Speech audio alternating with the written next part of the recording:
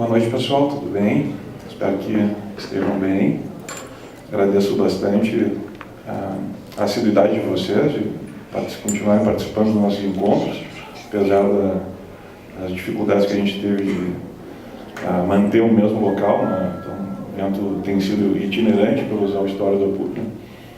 Mas eu queria, então, antes de tudo, desejar a vocês um bom final de tarde, início de noite, dizer que estou bem contente de receber hoje aqui colega, amigo Luciano Matuella, que falará sobre um tema importante para nós, que uma conversa com ele foi uma escolha dele, um tema que ele conhece muito e tem muito aqui a trazer para nós, sobre o Seminário 10 do Lacan.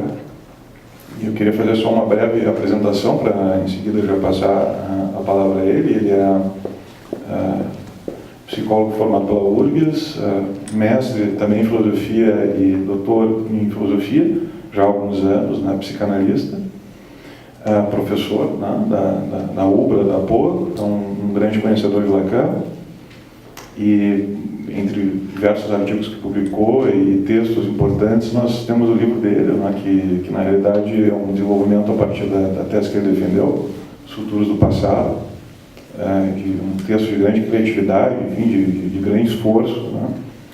Então, é uma honra para nós receber o colega Luciano aqui e vou passar imediatamente a palavra para ele e depois vamos fazer como a gente tem costumado, de abrir o espaço para vocês, para que seja um espaço aberto de perguntas, de questionamentos. Certo, Luciano? Contigo a palavra. Porque antecipam algo para vocês que provavelmente eu não vou conseguir dar conta, mas que tem tudo a ver com o tema de hoje, na verdade. Essa é uma antecipação do ideal que, por sorte, a gente não consegue dar conta. Quero, fora da ideia, agradecer muito, Fábio, vocês também por estarem aqui, e dizer que é uma alegria estar na PUC. Essa instituição que me acolheu por 6 anos, na minha pós-graduação. Então, mas sempre que eu volto aqui para a PUC, eu nunca sei se foi a PUC que mudou ou foram meus olhos, assim, né? Então, é sempre essa experiência da estranha familiaridade. Esse seminário, especificamente, como o Fábio disse, que foi uma escolha minha, deixa eu só me coordenar no tempo aqui, gente. Tá. Quando a gente estava conversando antes, eu pensei, olha, eu gosto muito do seminário 10. Depois eu fiquei pensando, por que eu gosto do seminário 10, né? Como é que alguém pode dizer que gosta de um seminário de Lacan, né? Que essa aridez que a gente sempre encontra nos seminários do Lacan. Mas é por vários motivos, Um deles diz respeito a... Eu acho um seminário eminentemente clínico. Eu sei que eu estou falando aqui com gente da psicologia, da filosofia, de outras áreas também. Então, a minha perspectiva não é ser uma fala clínica, tá? Mas, inevitavelmente, o meu lugar de fala é o da psicanálise, é da clínica cotidiana, então, eventualmente, eu vou me valer de recursos da clínica, Mas ele é um cenário eminentemente clínico, no sentido que Lacan localiza para nós alguns conceitos essenciais para a escuta cotidiana, especialmente no que se refere à passagem ao ato, acting out, e o conceito de angústia. Além daquele conceito que o Lacan diz que foi o primeiro, que foi o único, não o primeiro, foi o único conceito que ele inventou na psicanálise, que é o de objetuar. Ele diz assim, olha, eu sou... Ele brincava, se vocês quiserem ser lacanianos, que sejam, eu da minha parte sou freudiano. Um outro motivo pelo qual eu gosto muito desse seminário é que a gente está aqui nesse caldo cultural dos anos 60. Então, a gente pega um Lacan muito tomado e respondendo muito a essa convocação dos existencialistas do pós-guerra, Então, o conceito de angústia, o conceito já que a gente encontra lá no Kierkegaard, mas também no Heidegger e no Sartre, que o Fábio conhece tão bem.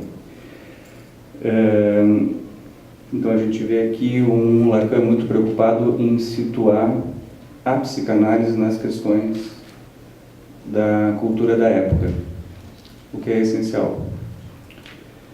Então, mas eu fiquei pensando assim, bom, mas tudo bem, mas o seminário é uma tarefa impossível, dizer assim, olha, apresenta o seminário, né? E aí, o que sempre ajuda nesses momentos, a gente faz o recurso ao ensinamento freudiano de dizer, olha, vamos trabalhar a partir do detalhe, e a partir do detalhe a gente reconstrói a cena. A partir dos restos a gente reconstrói a cena. E o próprio Lacan me ajudou também, quando nessa releitura do seminário, eu me deparei ali na página 18. Eu falo um pouco cronologicamente assim no seminário, tá? Mas a ideia não é ser exaustivo, evidentemente. Que Lacan, ele diz assim, olha, aqui ele diz assim, eu vou falar sem rede de proteção, Lacan diz. Vocês sabem que o Lacan tinha uma particularidade, que esses seminários, eles são transcrições, né, de falas. Então, Lacan tinha uma particularidade que ele dizia, eu falo desde o lugar de analisante. Ele diz. Isso implica algumas coisas. Uma delas, isso implica que ele falava de forma livre e associativa, o que contribui bastante para a dificuldade da leitura dos seminários. Mas, por outro lado, também ele convocava o leitor dele, ou ali ao auditório, mas aqui ao leitor, a uma transmissão em ato daquilo que ele estava propondo como conteúdo, na medida que ele convoca o leitor a fazer uma escuta do texto dele. É fadado ao fracasso se a gente tentar ler um seminário de Lacan da mesma forma como nós lemos um texto freudiano, de pegar parágrafo por parágrafo e fazer uma exegese do texto, enfim. Isso é fadado ao fracasso. Assim como é fadado ao fracasso se a gente tenta fazer uma exegese, uma hermenêutica de um discurso de um sujeito em análise. Ou seja, né, o que eu vou tentar transmitir para vocês aqui hoje são os efeitos de uma leitura.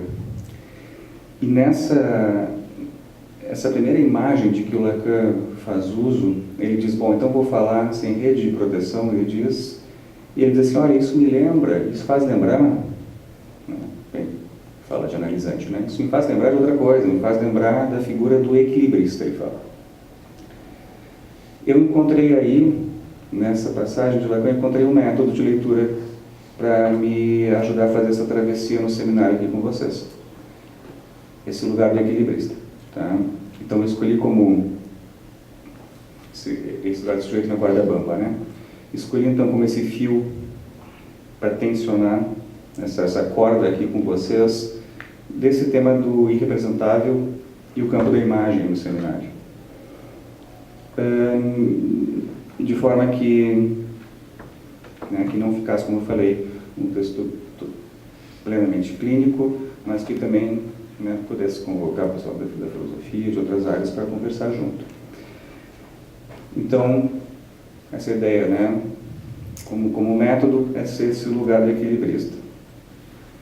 E essa também, acho que não é à toa que o Lacan, agora já estou entrando no seminário, né, não é à toa que o Lacan se utiliza dessa imagem, porque esse é propriamente o lugar do sujeito.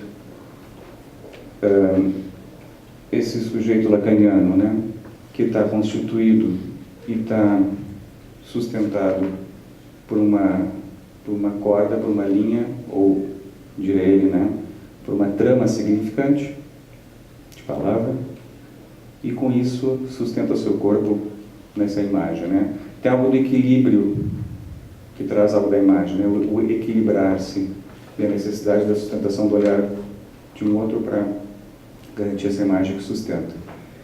Então, essas duas dimensões da palavra e da imagem, elas o tempo inteiro acompanham a gente na leitura do seminário delas.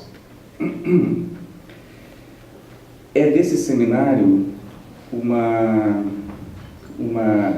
a imagem que o Lacan usa, e dada a aridez do Lacan, é sempre legal de encontrar uma imagem que ilustre a teoria, porque daí a gente se agarra nessa imagem, bota embaixo do braço e vai até o final com ela, assim. Sempre bom encontrar Lacan quando ele tenta dizer assim, olha, sei que vocês não estão entendendo muito bem, deixa eu fazer uma imagem quase como diz, deixa eu desenhar para vocês isso aqui, né? E a imagem que ele usa, que é uma imagem que ficou muito famosa a partir desse seminário, é a do sujeito frente a um louva-a-Deus gigante. Por que essa imagem especificamente? Vocês sabem que a ferramenta louva-a-Deus tem essa particularidade de, após o ato sexual, ela devora a cabeça do louva-a-Deus macho. Bom, o tema é angústia, né? Ela diz algo mais ou menos assim: olha, vocês querem localizar mais ou menos o que é essa sensação de angústia da qual eu estou falando aqui? Então se imaginem em frente ao grande louva-a-Deus, que vocês não conseguem ver refletido no olho dele a imagem de vocês. Um espelho que não reflete imagem alguma. Claro, isso é uma... E como quem diz assim, bom, essa é uma imaginarização possível da ideia de angústia. Que eu não sei, nessa minha posição, de, ao me olhar no olhar do outro, eu não encontro nada. Essa imagem, Lacan aqui está usando como um recurso didático, digamos, mas ela surge muito, sabe, eu não vou conseguir me furtar a falar um pouco de clínica, tá? Ela surge muito em situações onde um sujeito vai passar por um momento de ruptura. Tipo, o sujeito vai morar em outro país, o sujeito vai, né, se formar. Ela surge muito especialmente no campo onírico, assim, nos sonhos. Eu sonhei que eu estava passando por um espelho e não vi minha imagem refletida ali. Porque esses momentos de ruptura, eles são momentos onde a gente tem que reconstruir a nossa imagem, né? É como se a cultura, ou para usar o termo lacaniano, o grande outro, né? Mas como se a cultura ela pedisse a gente, bom, e aí? Quem que tu é agora?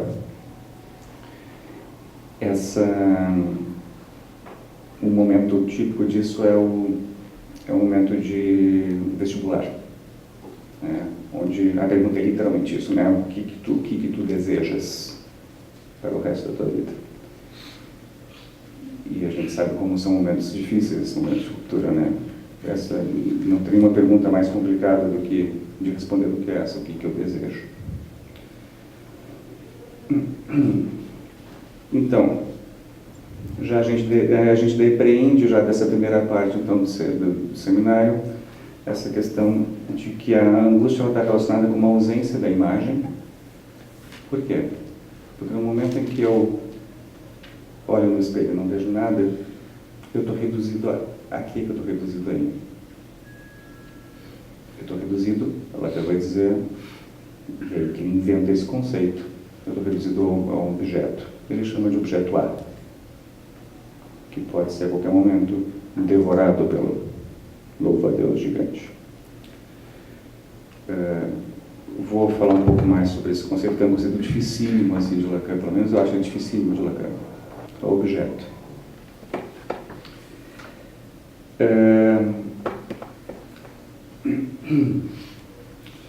Essa constituição da imagem de si pelo olhar do outro, ela não é nenhuma novidade psicanalítica lacaniana, né?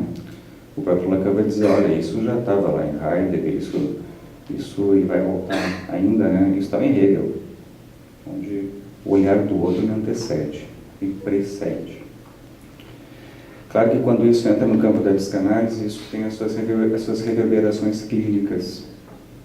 E um pouquinho disso eu vou trabalhar com vocês. Mas também, tudo que é do campo da imagem para a psicanálise lacaniana diz respeito ao binário, ou imagem nenhuma ou imagem completa. Lacan diz no seminário 10 que tem uma armadilha aí. A armadilha que ele chama de uma captura narcísica. Ou seja, de que esses dois polos são angustiantes. Não encontrar imagem alguma no campo do outro, no campo desse espelho que me retorna uma imagem, ou me identificar completamente a imagem que o outro supõe de mim. nós temos a sensação na pele disso, de se identificar completamente a imagem que o outro tem de mim, quando nós nos sentimos vítimas de uma injúria.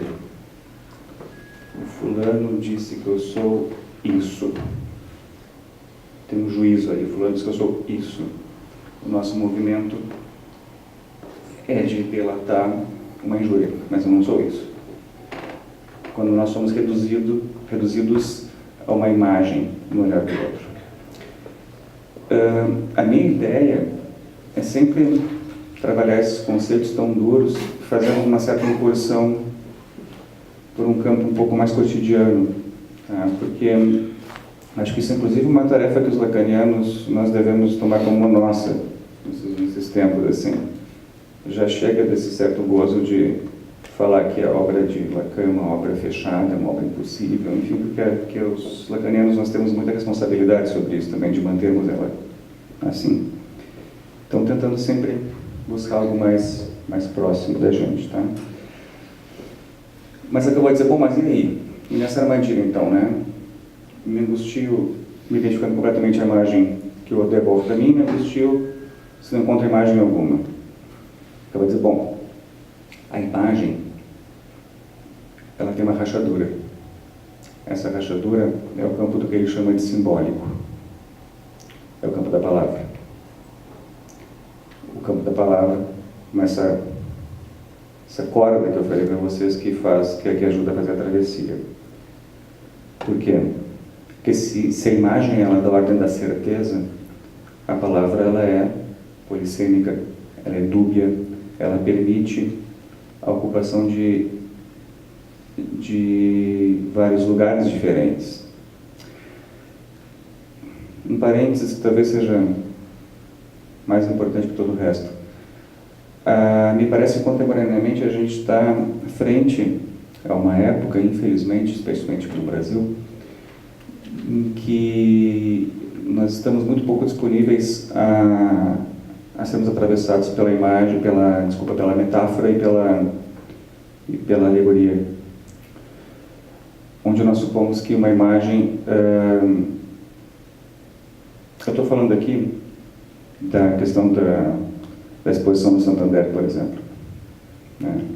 Onde o fechamento da exposição do Santander, onde se atribui a uma obra de arte um significado único, que fala muito mais, com perdão da palavra, de um emburrecimento daquele que lê isso, do que da própria obra em si. É como, brincando, é como dizer que o Dostoiévski é um assassino porque o Raskolnikov matou a velhinha com um martelo. Ou seja, essa dificuldade de suportar, de escutar a representação é o contemporâneo, infelizmente. Não?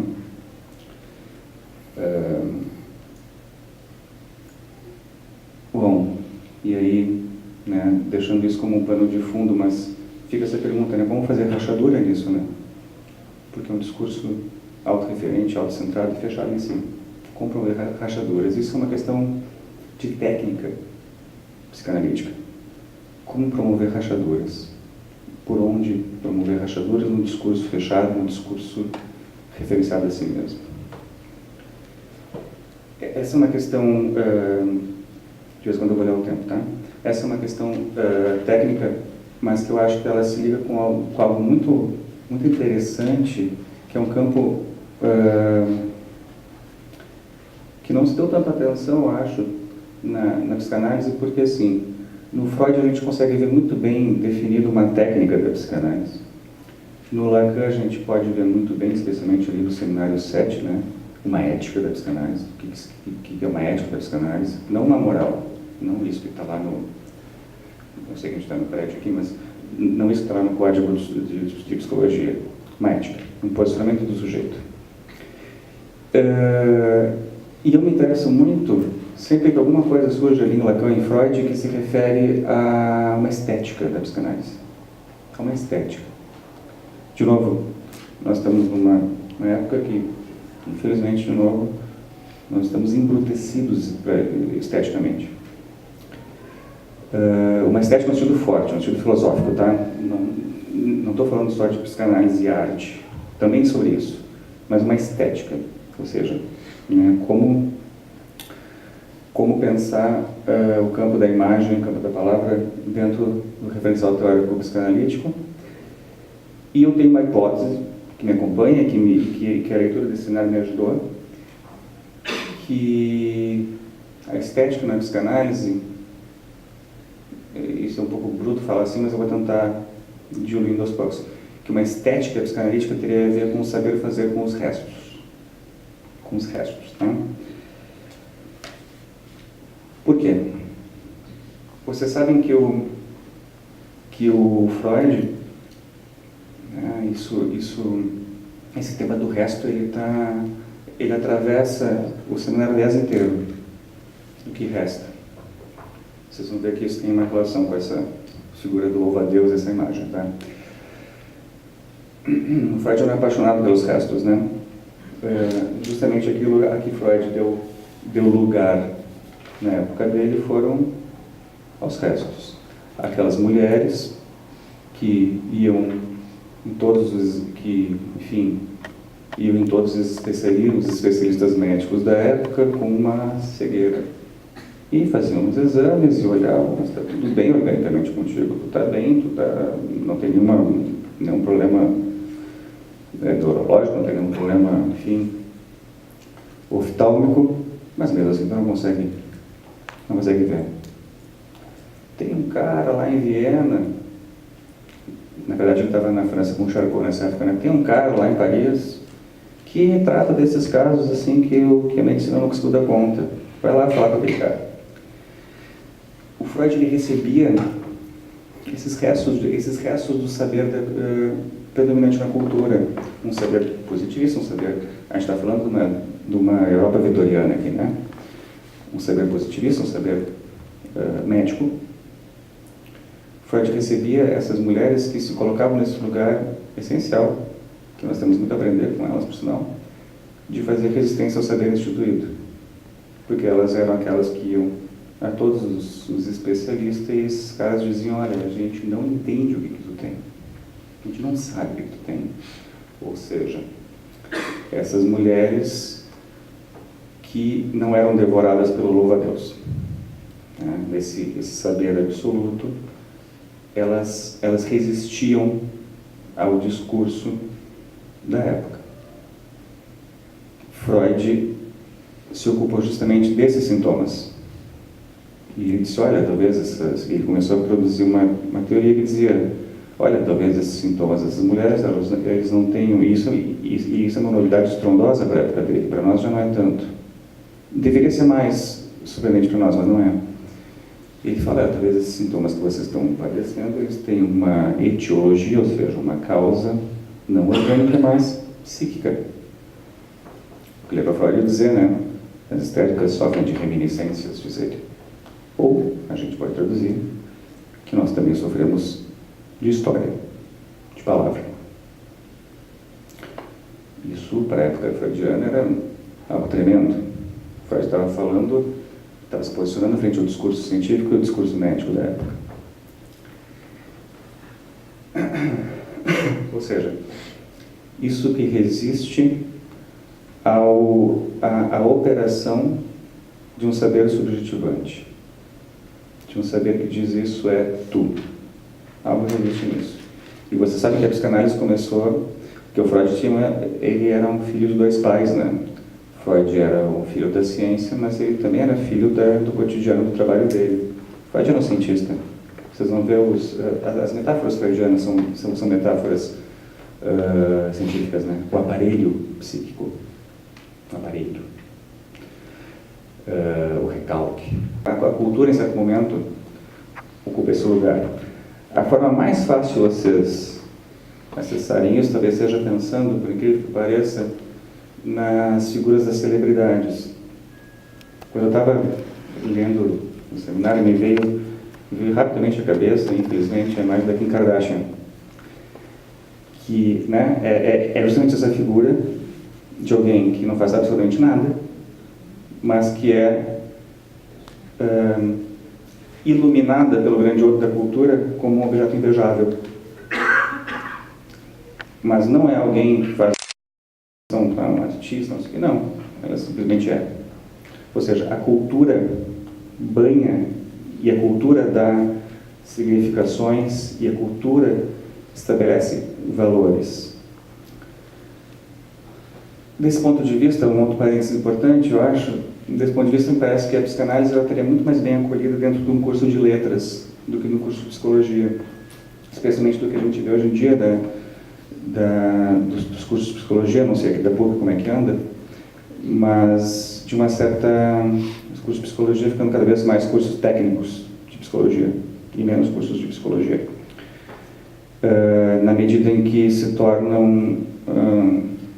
em que propõem clínicas e terapêuticas que dizem respeito a uma adequação do sujeito aos ideais da cultura, ao assujeitamento, na verdade, né?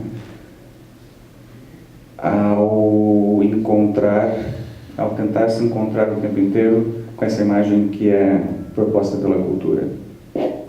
Isso são os cursos técnicos em psicologia, né? Onde se pergunta cada vez menos pelos fundamentos da clínica e se pensa, né, nessas palavras de sucesso, desempenho e escambau. Então, quando o fulano chega lá no consultório e diz assim, olha, eu estou aqui porque eu não consigo fazer os 45 relatórios que o meu chefe manda fazer, aí vai ser, tu tem um déficit de atenção, então eu vou te ajudar a fazer os 45, talvez 50 relatórios por dia.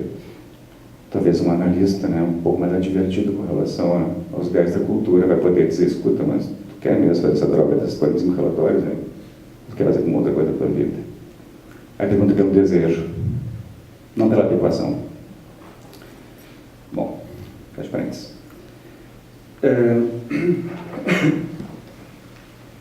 O problema é que isso tudo não impede a gente de sofrer por não nos reconhecermos nisso que é esperado da cultura da gente, né? A gente vai dizer, pô, mas o fulaninho aí do lado, ele consegue fazer os 45 relatórios.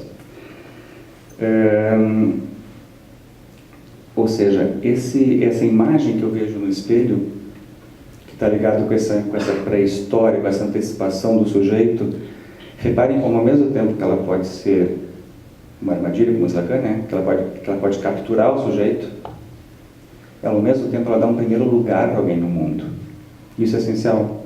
Não vou entrar em questão diagnóstica, mas aqui também está toda uma questão sobre o diagnóstico com relação aos autismos, às psicoses, enfim, tá? Mas só um parênteses para quem é da psicologia aqui, né?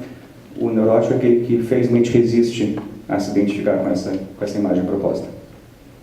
O psicótico, ele é engolido pelo louva-a-Deus. Mas então, essa primeira imagem que nos antecipa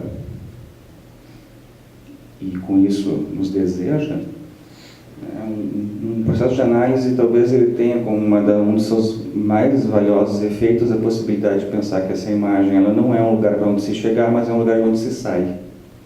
Isso não é fácil de fazer, porque é preciso desmontar essa imagem. É um lugar de partida. Nós, no fundo, somos isso. Uma imagem refletida, que nós olhamos, e uma meia dúzia de palavras que dão o primeiro lugar para a gente no mundo, que não são nossas, por sinal. Lacan usa a metáfora do jogo de carta. Ele diz assim, olha, nós nascemos aí com algumas cartas na mão, e alguém dizendo para nós, olha, tu tem que fazer este jogo aqui, com essas cartas. E uma análise, mas não só uma análise, outras coisas também permitem a gente fazer isso, às vezes um filme, às vezes um livro, às vezes encontrar alguém. Não é só uma análise que promove atos analíticos. Mas uma análise teria que se ocupar com uma ideia de dizer assim, olha, tudo bem, as tuas cartas são essas, castração. As tuas cartas são essas, mas tu pode fazer outros jogos com essas cartas. Tu pode ter uma outra estratégia para usar essas cartas. Então reparem que ao mesmo tempo, né, que tem uma narrativa mínima, digamos assim, que vai circular com esses significantes, vai circular com essas imagens e com essas palavras na tua vida. Não tem nada que faça a gente sentir mais o efeito disso como o nosso próprio nome, né? Não escolhemos. Não, claro que depois a gente pode mudar se quiser, mas a princípio a gente muda o que já estava ali, né? Inscrito. não escolhemos nosso nome. Esse nome, em geral, tem uma história.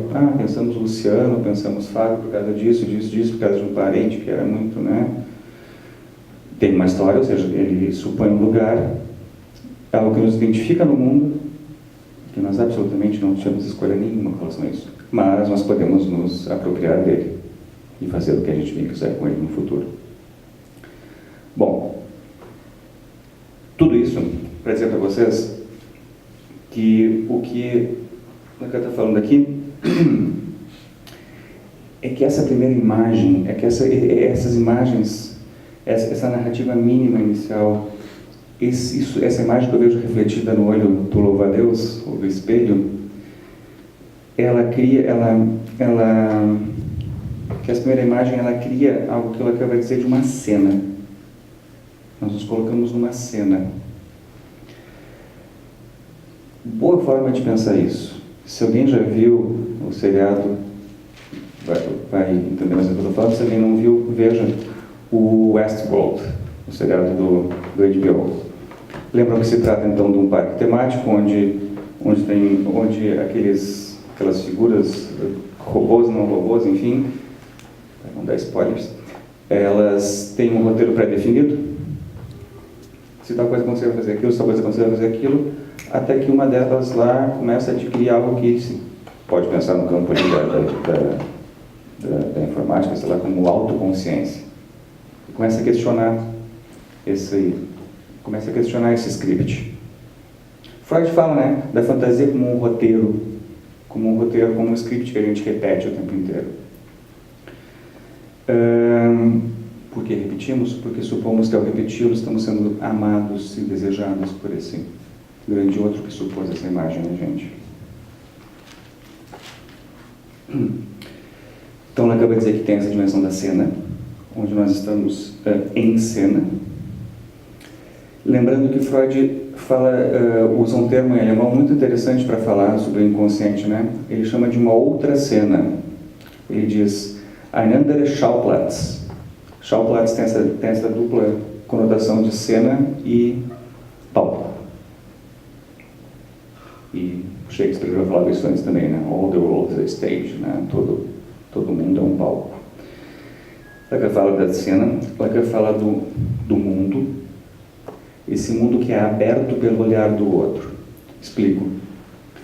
Se a gente for ler a questão do Édipo em Freud, que eu acho muito interessante nesse ponto de vista estético, que lá naqueles textos do Édipo, especialmente no de Solução do Complexo de Édipo, Freud vai dizer assim, chega um certo momento aí da construção do sujeito, da criança, Freud não fala do sujeito, da criança, em que a mãe olha para alguma outra coisa.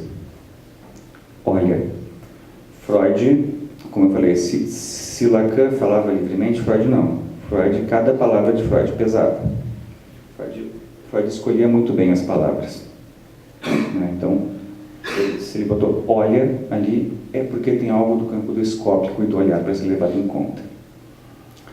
Ele vai dizer, a mãe desvia o olhar, o que nos faz supor que esse olhar estava o tempo inteiro, estava todo na criança. O louva-a-Deus que me olha. Mas a mãe desvia o olhar. Quando a mãe desvia o olhar, ela abre o mundo. Ela abre tudo aquilo que é fora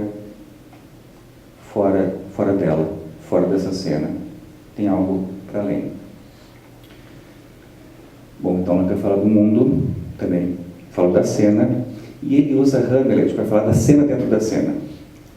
Lembra, Hamlet tem aquela passagem no Hamlet onde o Hamlet encena para o rei o seu próprio assassinato, Então, essa sensação da cena dentro da cena a gente encontra muito na gente mesmo, quando a gente pensa assim, putz, mas eu de novo fiz aquilo. Eu fiz de tudo para não repetir alguma coisa e quando eu vejo, eu fiz de novo. É como se nós ocupássemos um lugar, novamente, que já estava antecipado. Uma cena dentro da cena. Por sorte, e aí onde entra essa dimensão da palavra, por sorte, tem algo que resta tem algo desse olhar subjetivante. O Slavoj Zizek, tem uns lavanianos que não gostam muito dele, eu gosto dele. Ele tem uma definição de sujeito muito legal. Ele fala assim: sujeito é aquilo que sobra depois de operarem todas as estratégias de subjetivação. Sujeito é aquilo que sobra depois de operarem todas as estratégias de subjetivação. Isso é interessantíssimo, na medida em que ele está dizendo, bom, que a gente está pensando junto com a ideia das histéricas freudianas vitorianas, né? Quando todos os discursos subjetivantes da cultura médica, positivista, cientificista operaram, quando todos esses discursos operaram, a histérica da Sierg diz: ainda não deu conta do meu sofrimento, ainda não deu conta do meu sintoma. Eu estou aqui, histérica, com o meu corpo fazendo resistência à totalização de um discurso. Esse tema da totalização não é psicanalítico, né? Ele é filosófico, mas cabe bem aqui. Sobra um resto. Esse resto é o que eu vou chamar de objeto A. Bom, ou seja, sobra algo nesse processo de imaginarização, né, da imagem do espelho, enfim, que diz aquele ali é tu, né? Sobra um resto aí que é não especularizável, não imaginarizável. A própria meditação cartesiana do Penso Logo Sou, ela é extremamente contemporânea na medida em que ela é uma autobiografia, né? Descartes diz, né? Pois é, então eu fui para alto uma montanha, para dentro de uma cabana e me isolei de tudo. É uma autobiografia. E Lacan aponta algo muito interessante com relação a Descartes. Ele diz assim, e a dúvida sistemática, né? Posso confiar nos meus sentidos, posso confiar não sei o quê, posso confiar... Bom, e você sabe, Descartes vai chegar à conclusão, então, de que eu só posso confiar na hipótese de que eu estou aqui e pensando de que então se eu penso, logo existo. Lacan vai dizer, tudo bem, o único erro de Descartes foi ignorar que para ele produzir essa frase, penso, logo existo, ele precisava estar em cena. Que para produzir qualquer ato discursivo, eu preciso estar como sujeito na cena. Para olhar a imagem no espelho, porque é isso que Descartes estava se perguntando, né?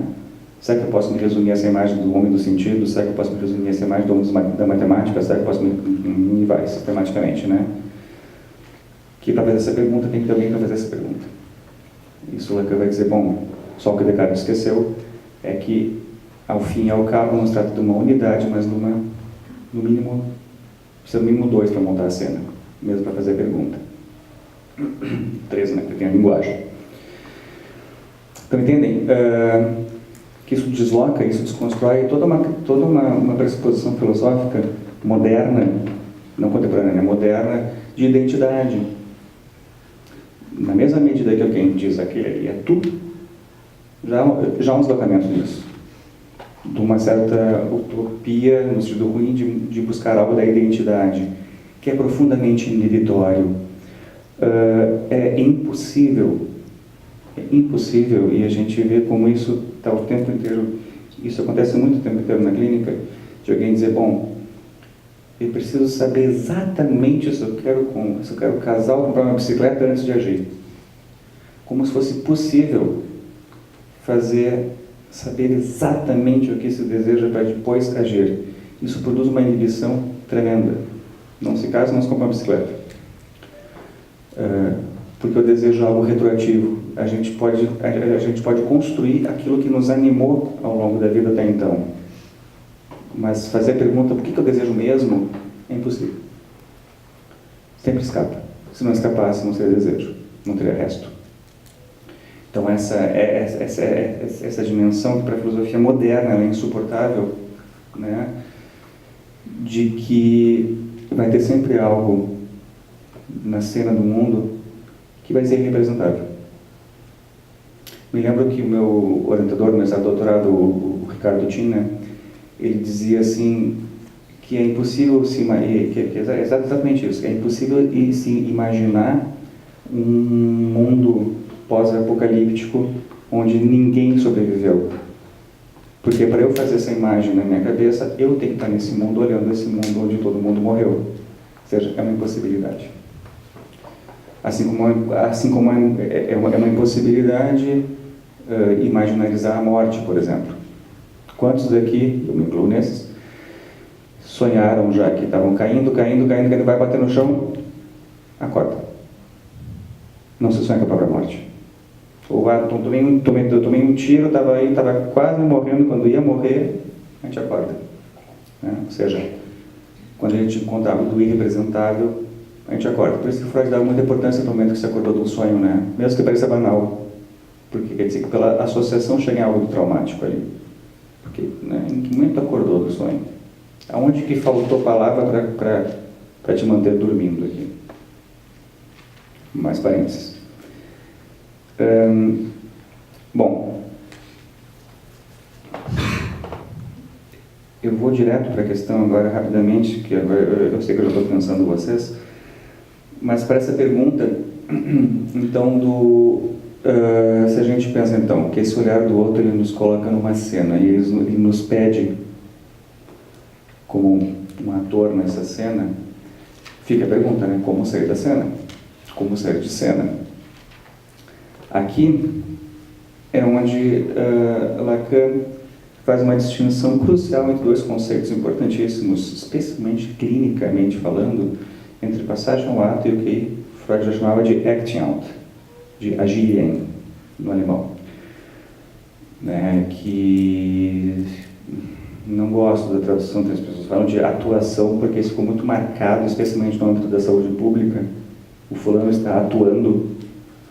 Isso ficou muito marcado como algo ruim, algo, né, tipo, ele está atuando, né, como se fosse algo assim, que no fundo quer dizer, em geral, que aquele profissional da saúde não está conseguindo escutar o que o sujeito está dizendo. Mas, enfim, essa distinção, passagem ao ato e acting out. Lacan vai dizer, o acting out, o agirem, diz respeito a, isso não é o que está falando, né? Diz respeito àqueles personagens do Westworld que ainda não despertaram para seu próprio lugar no mundo. Diz respeito a isso que a gente faz num script que nos ultrapassa e que a gente repete. É próprio da neurose essa sensação. Tentei fazer tudo diferente, quando eu vi eu estava no mesmo lugar. Essa, aliás, é a reclamação neurótica por excelência, né? Não tem o que eu faço, eu sempre acabo fazendo a mesma coisa. Pô, tentei buscar aí um homem completamente diferente do meu outro namorado e era igual. Tentei fazer, né? Eu fui para um outro emprego tentando aí sim ter uma relação boa com o meu chefe. Quando eu vi, ele era outro chefe que abusava de mim, que me incomodava e tal. De encontrar sempre o mesmo, né? Isso é neurótico. Isso é Lacan vai dizer, isso é colocar em ato essa imagem que me antecipava e que eu estou o tempo inteiro reproduzindo ela. Como se eu buscasse sempre de novo aquele alguém dizendo, aquele ali é tu. Ó, agora é tu de novo. Agora é tu de novo. É razoavelmente insuportável para nós não nos encontrarmos os mesmos todo dia, né? Então, de novo a pergunta, né? Mas como sair da cena?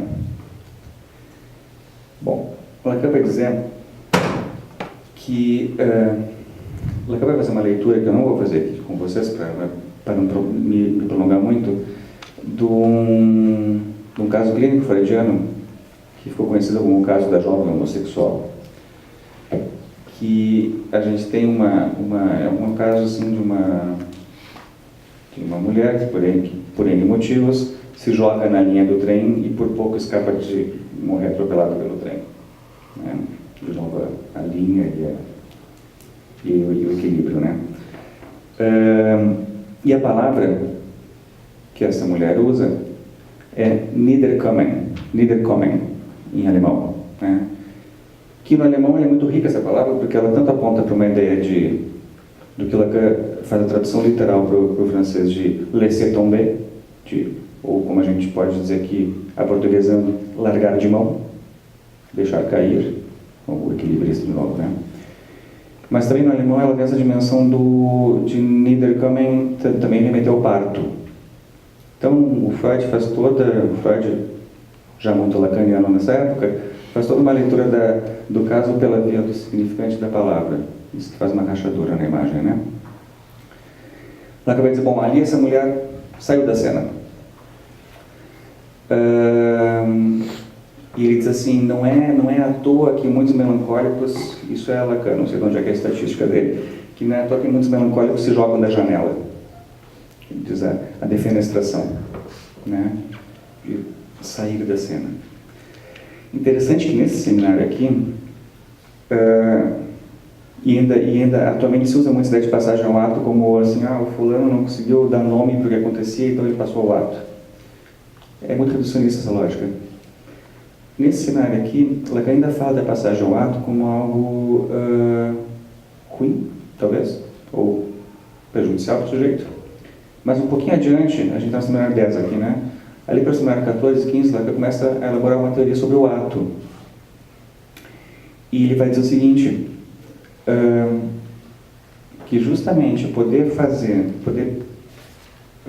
realizar um ato em nome próprio implica, sim, poder suspender, poder silenciar essa imagem do que esperavam de mim.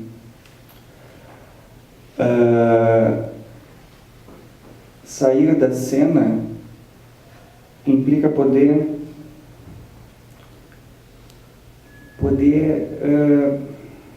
não se resignar a uma alienação a isso que era esperado. Em termos talvez mais freudianos, um verdadeiro ato, ele nunca é feito por amor. Ele nunca é feito no sentido de buscar um reconhecimento. Um verdadeiro ato, ele é absolutamente solitário, carregando consigo pura e simplesmente a sua história. Ele não é por amor nesse sentido, porque ele não busca um reconhecimento, ele não é uma demanda de amor como o acting out, que ao repetir essa narrativa que me antecipava, eu me mantenho nessa posição de objeto de desejo desse grande outro que me antecipou e que me banhou de significantes, de imagens, enfim. Não à toa, em muitos suicídios o que se escuta é algo assim, a gente nunca imaginava que ia fazer isso. Ele estava bem ontem e hoje a gente nunca imaginava que isso fosse acontecer. Não havia discurso que antecipasse isso. A passagem ao ato, né? E esses atos, eles não são sempre atos suicidas, eles são suicidas em certa medida, sempre esses atos, porque eles dizem respeito a poder fazer um luto e a matar uma imagem ideal do que eu suponho que eu represento para o outro. Todo ato ele é suicida, mas não necessariamente levado às vezes de fato na concretude do mundo, né? E para finalizar, tem muito mais coisa para falar, mas eu não quero passar de uma hora aqui com vocês. Essa ideia então, né, de talvez nesse sentido, se a gente supõe então que um sujeito ele é, recapitulando um pouco, antecipado, suposto por uma pré-história, eu encontro meu lugar nessa pré-história, me aproprio dessa pré-história de alguma forma, e que essa imagem, aqui tem todo um diálogo com o que a gente pode trabalhar no seminário 7 do Lacan, sobre o belo. Lacan vai dizer o belo, no sentido filosófico da coisa, né? O belo é a nossa última instância frente ao horror. Frente ao horror nós criamos imagem. Frente a isso onde eu não... Frente a esse louva-a-Deus que me devoraria, eu construo uma imagem. Aí tem toda uma dimensão estética, tá? Que seria muito interessante para trabalhar, mas não é o momento. Mas então, se a gente pensa nesse sujeito que está antecipado, que está narrado, que está... e não só de novo, pela mamãe e papai, mas também pela cultura. Não tem forma mais fácil de saber por onde está circulando o desejo do grande outro da cultura.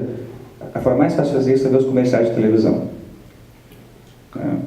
Rapidamente. Quem já viu o seriado aquele Mad Men, aquele primeiro episódio é uma aula de psicanálise. Vocês recordam que se trata de uma agência que tem que vende, né, o Lucky Strike, o cigarro. E aí começam a sair pesquisas, é uma agência dos anos 50, começam a sair umas pesquisas dizendo, olha, começou a ter correlações agora que dizem que fumar causa câncer de pulmão. Como é que a gente vai vender um troço que mata? Isso é uma pergunta difícil.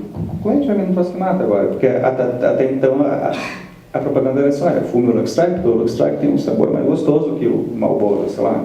Fume o Lucky Strike, porque o Lucky Strike ele é feito com ingredientes melhor conservados, sei lá. Não sei como é que é as coisas Lucky Strike. Como é que vai vender agora um troço?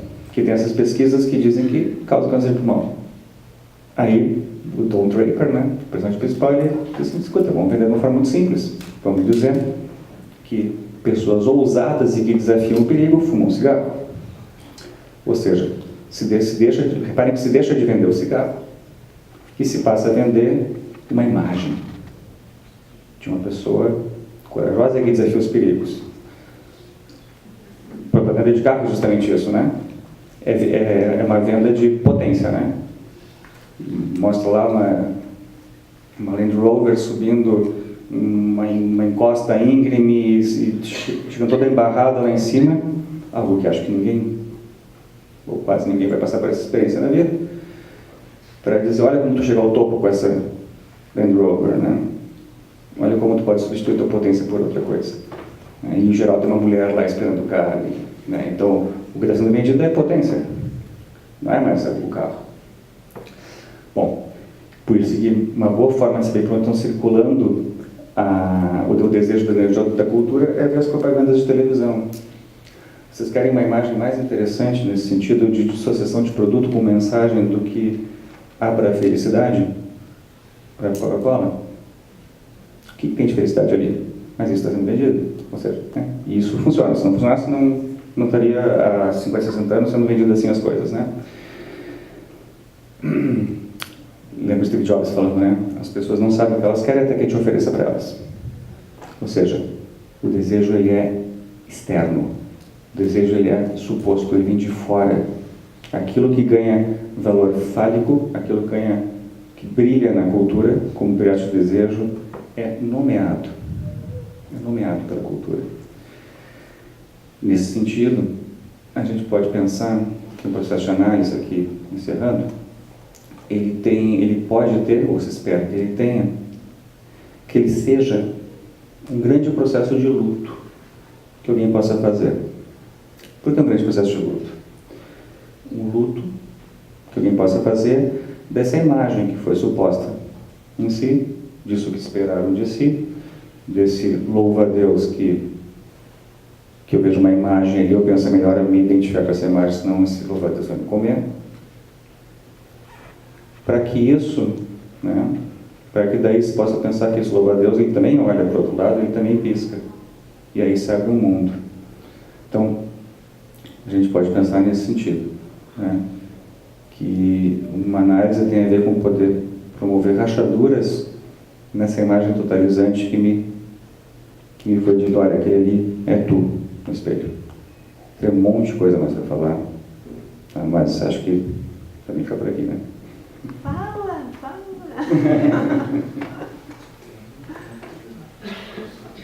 Mas vai para já encerrei, então... Não, tá, só então estamos já aqui, né? Bem rápido aqui. Uma questão que eu não queria ter pulado, acabei pulando por causa do tempo, que isso está muito bem colocado no... Não precisa falar tão rápido. No Freud. Essa questão estética, então, vamos tomar um pouquinho por aí, tá? Tem um texto, né, que o Freud fala como sendo um texto de estética. Ele diz assim, só tem um texto meu com um texto de estética. O Estranho. O Dasein Heimlich, né? Que ele diz que esse aqui que está traduzido aqui para o português como Estranho, sem familiaridade. O espanhol tem uma tradução muito legal, porque dá um tom meio de filme de terror, assim, que é Loco Minimoso, né? O sinistro. Mas tem uma imagem que acho que é fundante disso que eu estou falando para vocês, no campo da estética, na psicanálise, que é a partir de onde o Freud se pôs a pensar sobre essa questão do estranho familiar, que ele diz assim, que ele estava fazendo uma viagem de trem, essa imagem é famosa, acho que muitos de vocês já ouviram, e aí ele acorda no meio da noite, então imagina ele dentro de uma cabine, né, naqueles trens clássicos vitorianos, enfim, né, daqui a pouco vai sair o filme do Assassinato no Expresso do Oriente, da Agatha Christie, então é bem nesses trens, assim, né, essa cabine, e o Freud acorda no meio da noite, com um gorro, com pijama, ele olha assim, ele olha para o lado e ele pensa assim, quem é esse velho de gorro me olhando aí? E no segundo seguinte ele pensa, sou eu mesmo. Esse, que é o estado de espelho, né? Aquele ali é tu. Essa ideia de uma imagem na qual eu me estranho. Essa ideia de uma, isso é genial como o Freud se utiliza dessa vivência, porque daí ele fala, não, eu não me imaginava tão velho. Quantas vezes o espelho não devolve isso pra gente de manhã, né? Quantas vezes, não, essa ruga aqui, ela não estava aqui antes, esse cabelo branco não estava aqui antes, né? Ou seja, essa ideia de que nós nos constituímos numa alteridade, né? E essa palavra, Heimlich, né? Ela tem esse radical que é interessantíssimo do Heim, que é o equivalente no inglês do home, né? Lar, para nós. Não é bem melhor tradução, mas lar. E Lacan vai se perguntar em certo momento do seminário, qual é que é a morada do sujeito, afinal? Uma coisa do Heidegger já se perguntava, né? Heidegger, salvo engano, dizia, a morada do sujeito é a linguagem. Isso não é pouca coisa. Né? Ou seja, ali onde nós estamos em casa é na linguagem. Justamente nisso que nos escapa. Quantas frases eu falei aqui, que eu troquei uma palavra por outra, que são dos restos, né? Ah, mas eu queria dizer uma coisa, eu falei outra. Fui ultrapassado. Ou seja, nós encontramos um lugar numa posição de exílio. Nós somos exilados na linguagem, na medida em que ali onde nós nos reconhecemos é sempre uma terra estrangeira. Nós somos exilados. Né? Isso é ótimo, porque isso também permite que nós estranhemos o nosso lugar. Isso permite que a gente se estranhe também, né? Então, literalmente, o Lacan diz assim, o homem encontra a sua casa num ponto situado no outro, para além da imagem de que somos feitos. Quem diz? Que nós somos justamente aquilo que resiste a todo o processo de subjetivação. E disso nós damos provas o tempo inteiro. Um paciente, por exemplo, ele diz assim, minha mãe faleceu, ele é um senhor, ele diz assim, minha mãe faleceu faz 2 anos, mas eu estou muito tranquilo com isso, porque eu morri de mão dada com ela. Reparem, como a gente tem aí um ultrapassamento de linguagem, né? Eu morri de mão dada com ela. Quem é que morreu? Nós temos alguém aí que estava na intencionalidade tentando dizer para o seu analista, minha mãe morreu, mas está tudo bem. Mas alguém que pelo seu discurso é ultrapassado. E que precisa que alguém diga assim, escuta, olha o que tu falou. O que eu falei? O que eu falei? Não, mas a tua frase foi assim. Tá, mas qual é o problema? Já fiz essa frase todas as vezes. Reparem, né? Isso é interessantíssimo. Isso de que precisa que um outro... Lacan dizia... agora sim, vai encerrar, tá? Lacan dizia o seguinte, que o Lacan não desprezava aquela fase da hipnose de Freud. Não desprezava em certo sentido bem específico. Você sabe, né, que o Freud, a primeira técnica do Freud foi a hipnose, né? O que o que deu problema para o Freud aí, que ele fez ele repensar, foi o seguinte, que as pessoas estavam, que aquela mulher que não conseguia caminhar em vigília, ela entrava em estado hipnótico e ela, lembrando que hipnose do hipnos, né, de sonho, né, ela caminhava. Ela escutava a voz de comando e dizia, levanta e caminha. Meio Jesus isso, né, mas tudo bem, levanta e caminha. Ela dizia, ele dizia assim, levanta, caminha. E a mulher levantava e caminhava. Saia do estado hipnótico, caía. E Freud disse, olha, é maravilhoso esse método, só que isso só funciona quando a pessoa está hipnotizada, ou seja, né? Então tem que fazer uma escolha, ou o sintoma ou a consciência. E brincando um pouco mais ou menos por aí que fez o Freud abrir mão do método hipnótico, né? Mas Lacan diz o seguinte, que o mais interessante dessa cena da hipnose não era tanto assim esse estado hipnótico, porque é um estado sugestivo, né? É um estado, né?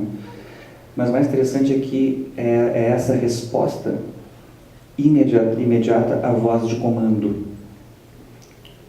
Levanta e caminha. Ou agora tu é uma galinha. Aquela galinha ali é tu. E a pessoa ia lá e fazia uma galinha, né? Ele vai dizer assim, o mais interessante é essa resposta imediata à voz de comando. Como se não houvesse um espaço reflexivo, um espaço de sujeito, pensando como Lacan, de poder questionar a voz de comando.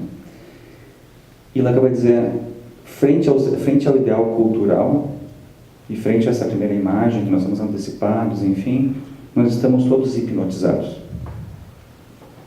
Precisa de um segundo movimento. Lacan, no seminário seguinte, esse aqui, ele vai chamar essa operação de alienação. De alienação. Nós estamos todos alienados a esse significante da cultura, nós estamos todos identificados completamente a esse significante, estamos hipnotizados por ele. E um segundo momento, daí, Lacan vai dizer, bom, a gente pode pensar nesse sentido que uma análise é um despertar. Por que um despertar?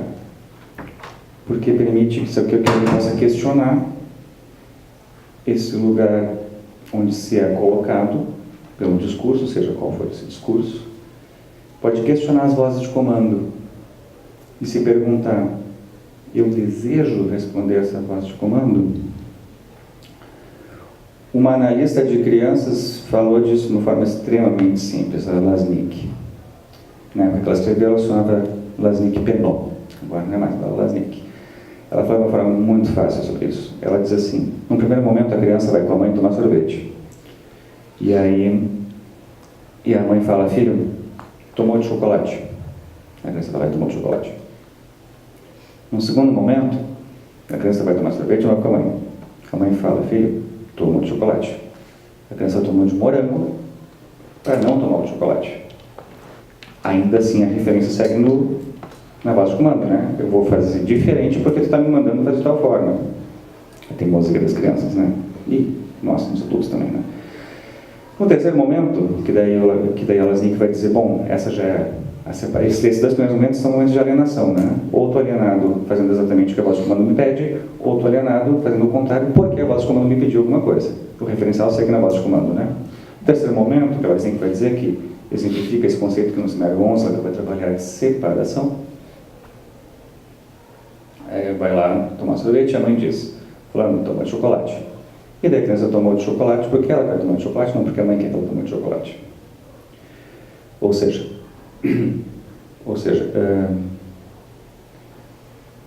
se pode muito bem querer o que a cultura propõe que a gente quer. O cara pode querer fazer os milhares de relatórios. Mas, digamos que é importante ter um elemento de questionamento e de reflexão aí.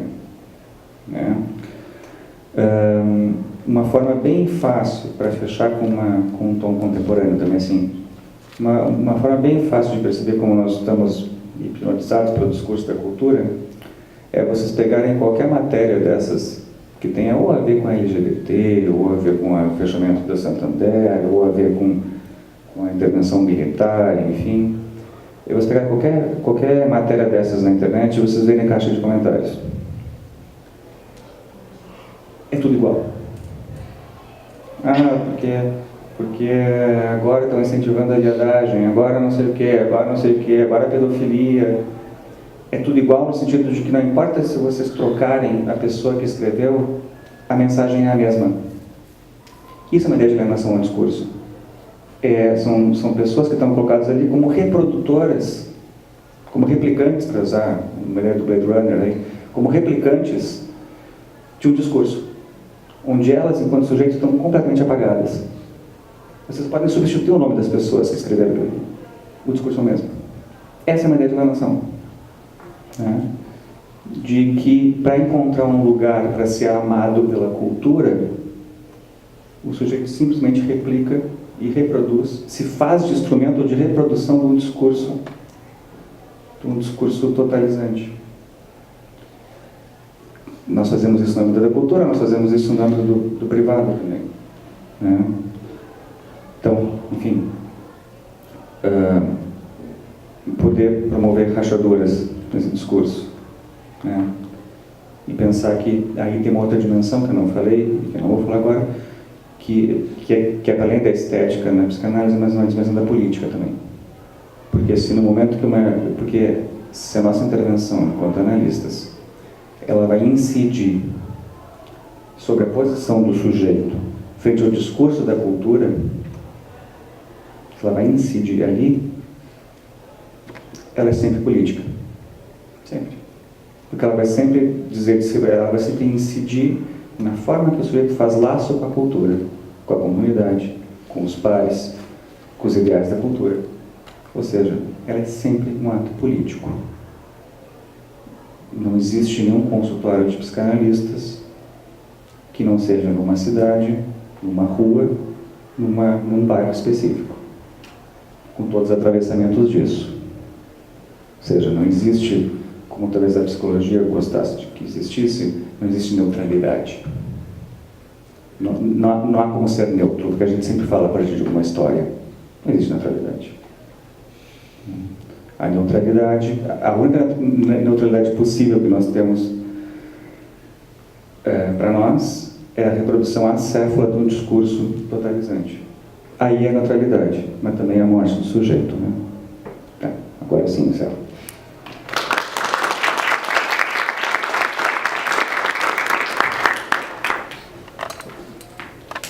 Com o Luciano, né? E como isso se corporifica. Né? Então, eu queria que tu trouxesse um pouco isso para nós, da relação da angústia nessa posição entre o gozo e o desejo. E, claro, abrir, evidentemente, para as questões. Nós temos bastante tempo, então podemos discutir bastante. Eu acredito que a gente poderia já, né, fazer uma sessão, abrir para vocês também, né, pessoal, se tiverem interesse em fazer as questões.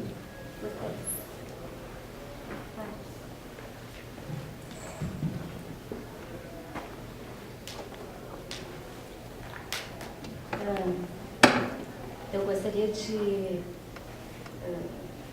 parabenizá-los.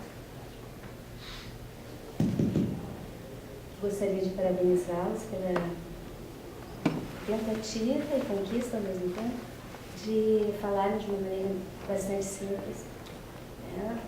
Lacan. Eu vim estudando as psicanálises, né, há bastante tempo, e na última formação que eu fiz, que foi na psiquiatria da URGS, da Escola de Clínicas, né, com professores excepcionais, mais velhos do que eu, mais experientes, em que algumas vezes, em seminários diversos de psicanalistas contemporâneos, à base Freud, sem dúvida, né, eu perguntava, e Lacan? Por que Lacan não entra na nossa formação? E sempre foi dito de uma maneira bastante reduzida por esses professores admiráveis que Lacan era muito difícil. Hoje eu faço uma formação em Lacan para conhecer Lacan, porque na verdade eu tenho 30 anos de Jung e não abro mão de Jung. Então, assim, o que eu percebo é que se tu fala em Jung, se tu fala Freud, se tu fala Lacan, vai ser reduzido a alguma coisa. Né? E Lacan é reduzido à questão da linguagem.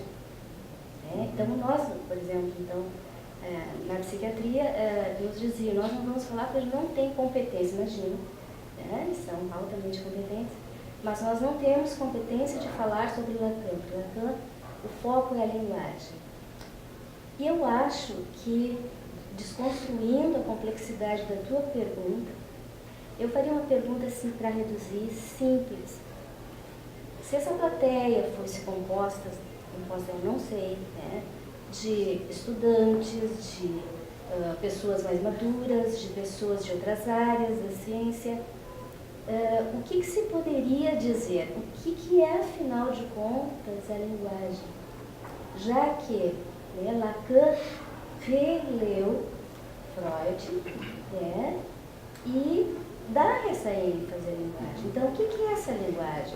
Se a gente tem um paciente que não fala, se a gente tem um paciente que se expressa através da imagem, se a gente tem um paciente que entra num processo de mutismo, o que é a linguagem? É a linguística? É a palavra?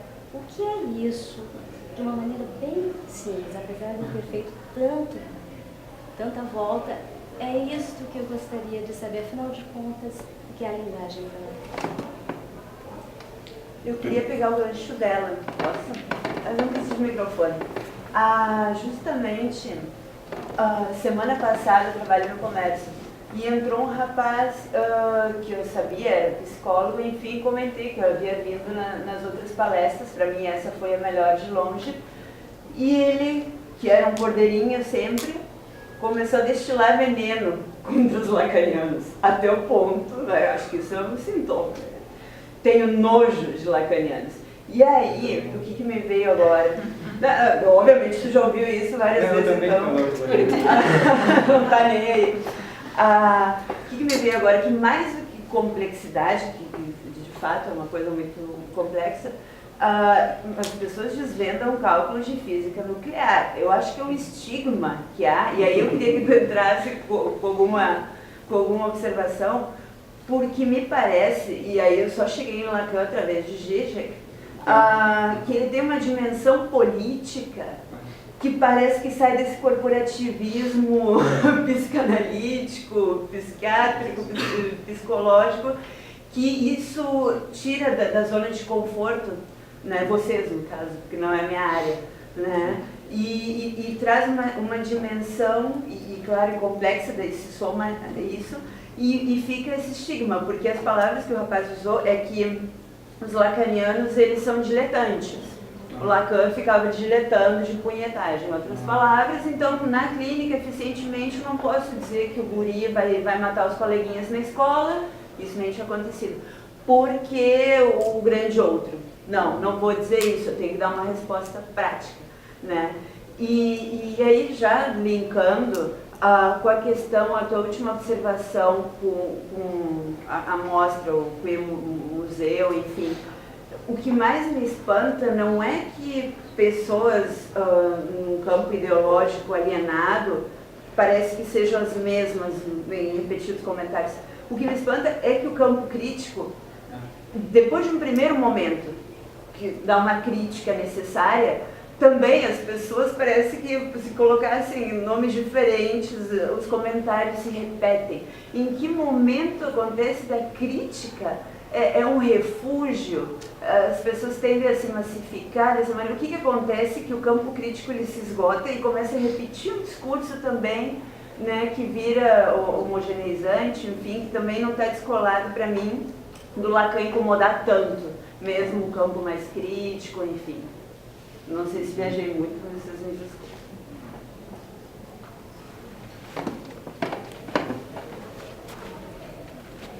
Deixa eu só perguntar os nomes. Joselene. Ana. Oi, tudo bom? Então, meu nome é Amanda e, baseado no que o colega que estava falando, eu queria fazer uma pergunta que eu acho que tem mais a ver com a parte clínica, assim, mas que, né, sempre me questiono bastante com relações. De que, na verdade, você falava das cenas, né, e do sujeito que sai de cena, e eu fiquei pensando de como esse trabalho se dava, né, tu perguntava da linguagem, o que é a linguagem, para um sujeito psicótico que não está constituído, então, essa outra cena, né, e como que é o lugar do analista nesse cenário. Se tu pudesse comentar, seria bem amplo, né? Mas se tu pudesse comentar um pouquinho. Obrigada.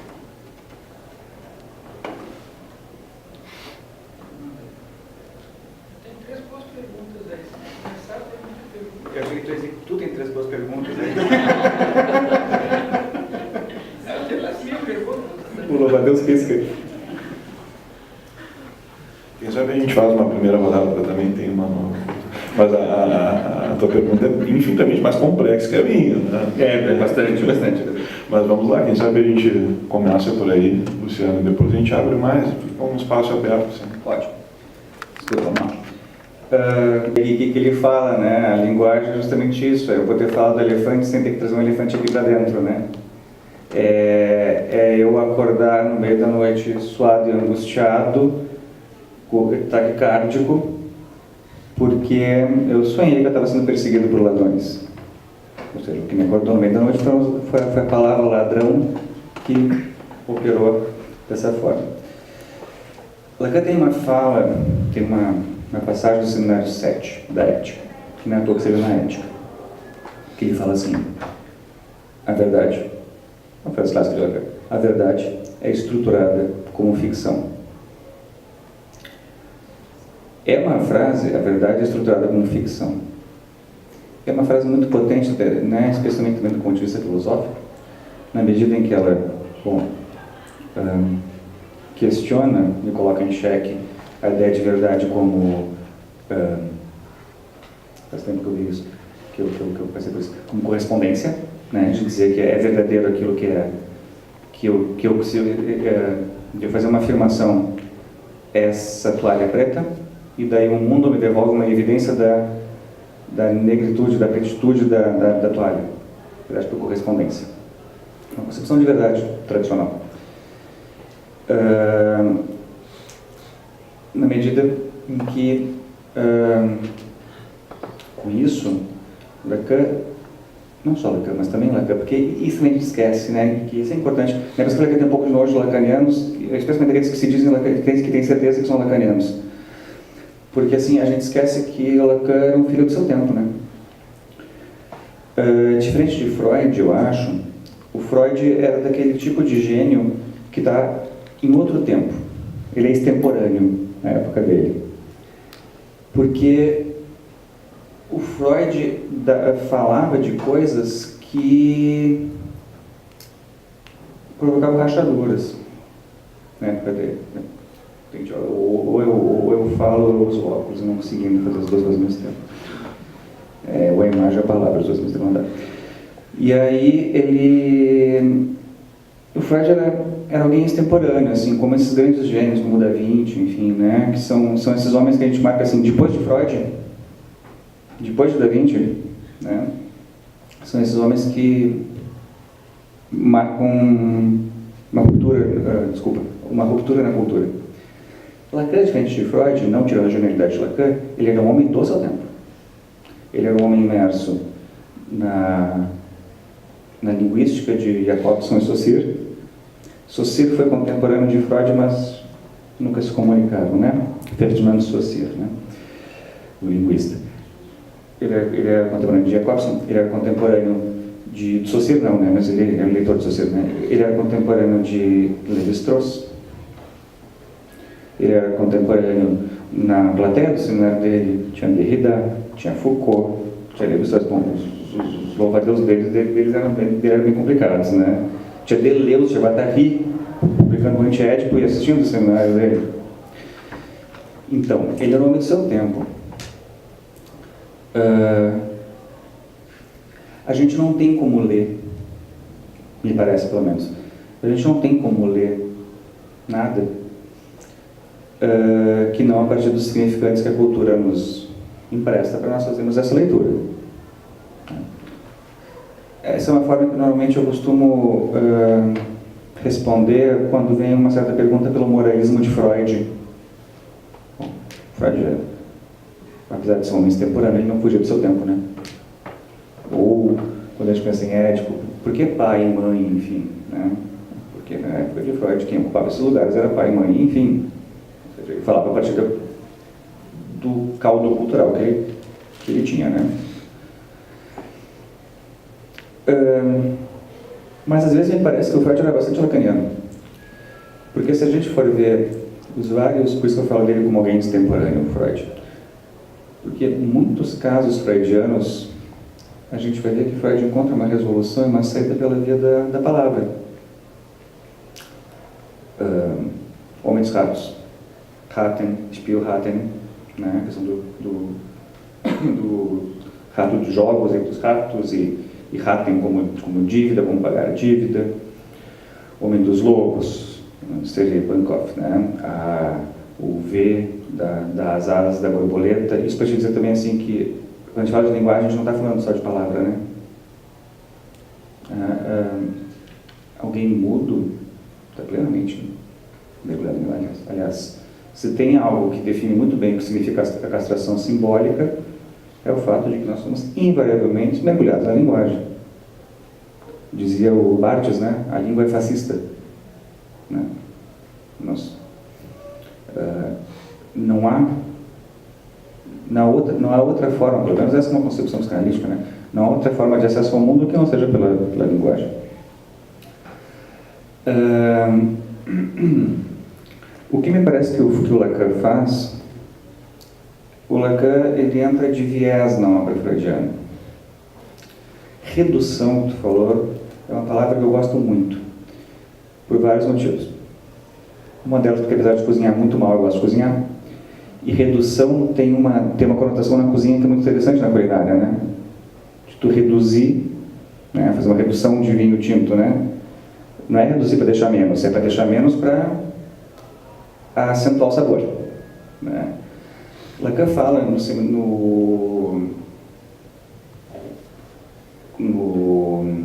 texto sobre o estágio do espelho, ele fala que um analista ele opera uma redução simbólica.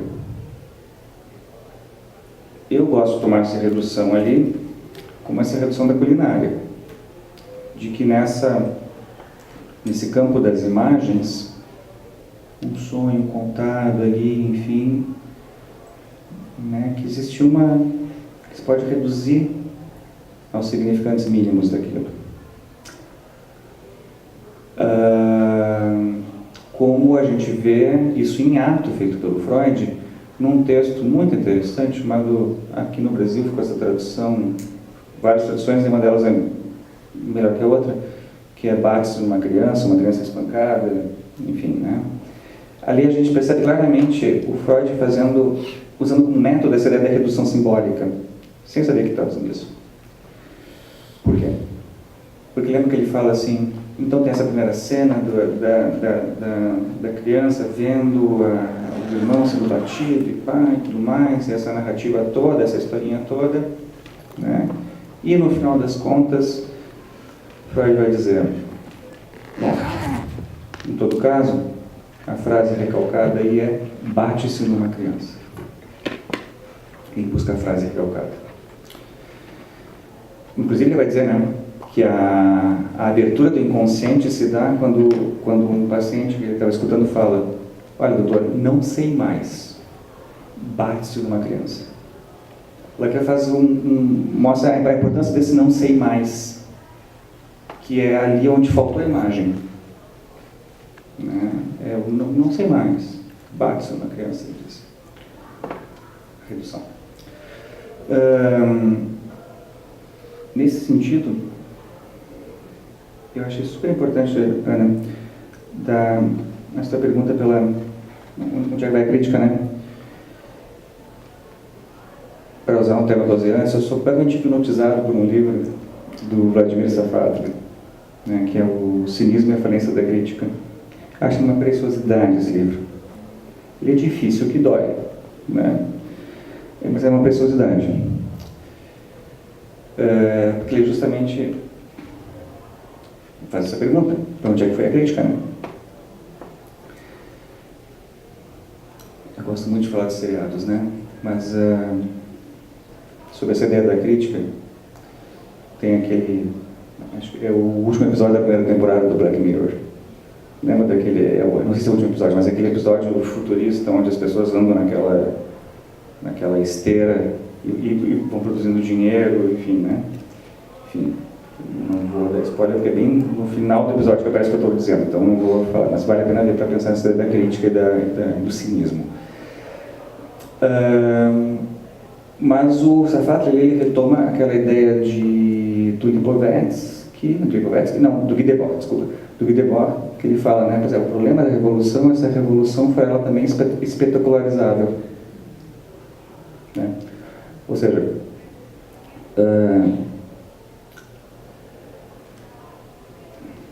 para dar a devida autoria para quem eu devo, na última jornada da Paul Sartre, ele fez a fala de encerramento, agora faz 15 dias, e ele fez uma crítica, isso é um pouco delicado de falar assim, mas é importante a crítica dele, a essa narrativa do empoderamento, né?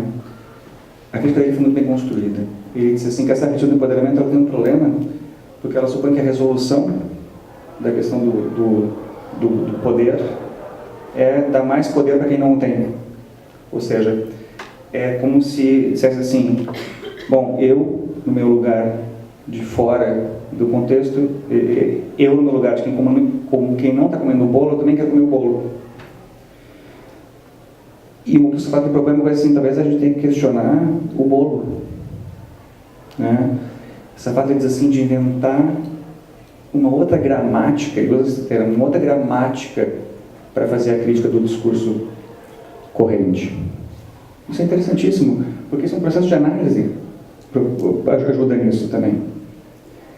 De poder questionar o lugar de gozo, não como dizer, então querem que eu tome de chocolate e não vou tomar de morango, né? Mas de questionar o lugar de gozo, porque ela acaba dizendo, atravessar a angústia é importante. Ou seja, é importante, em certo momento, a gente se ver desamparado frente a essa imagem. Inclusive, ela acaba de dizer que o processo de análise ele vai muito no sentido de poder, não é bem dosar, que ele usa um outro termo, mas modular a angústia do paciente, né? Porque algo muito próprio da clínica lacaniana, né, pelo menos da minha clínica lacaniana, é essa separação, eu vou falar disso sem ser tão conceitual, mas eu vou falar conceitualmente para explicar um pouco melhor, essa separação de saber e verdade. Se esse meu paciente, de que eu falei, que falou, olha, está tudo tranquilo porque eu morri de mão dada com minha mãe, se ele tivesse mais tempo em análise, isso foi numa primeira sessão. Se ele tivesse mais tempo em análise, na próxima, justamente nesse ponto onde o sujeito, onde uma fala vem coberta de saber, mas algo da verdade inconsciente surge. Esse é um bom ponto para fazer uma interrupção.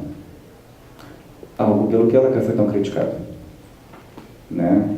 Que se diz as sessões curtas, mas não são sessões curtas, são sessões de tempo variável. Uma sessão que ela não é aos 45, 50 minutos freudianos, mas que é uma sessão que trabalha na temporalidade do inconsciente. Ou seja, era um certo horizonte, porque a partir dessa interrupção do gozo, algo do desejo pode surgir. Mas isso implica também se deixar desmoronar essa imagem.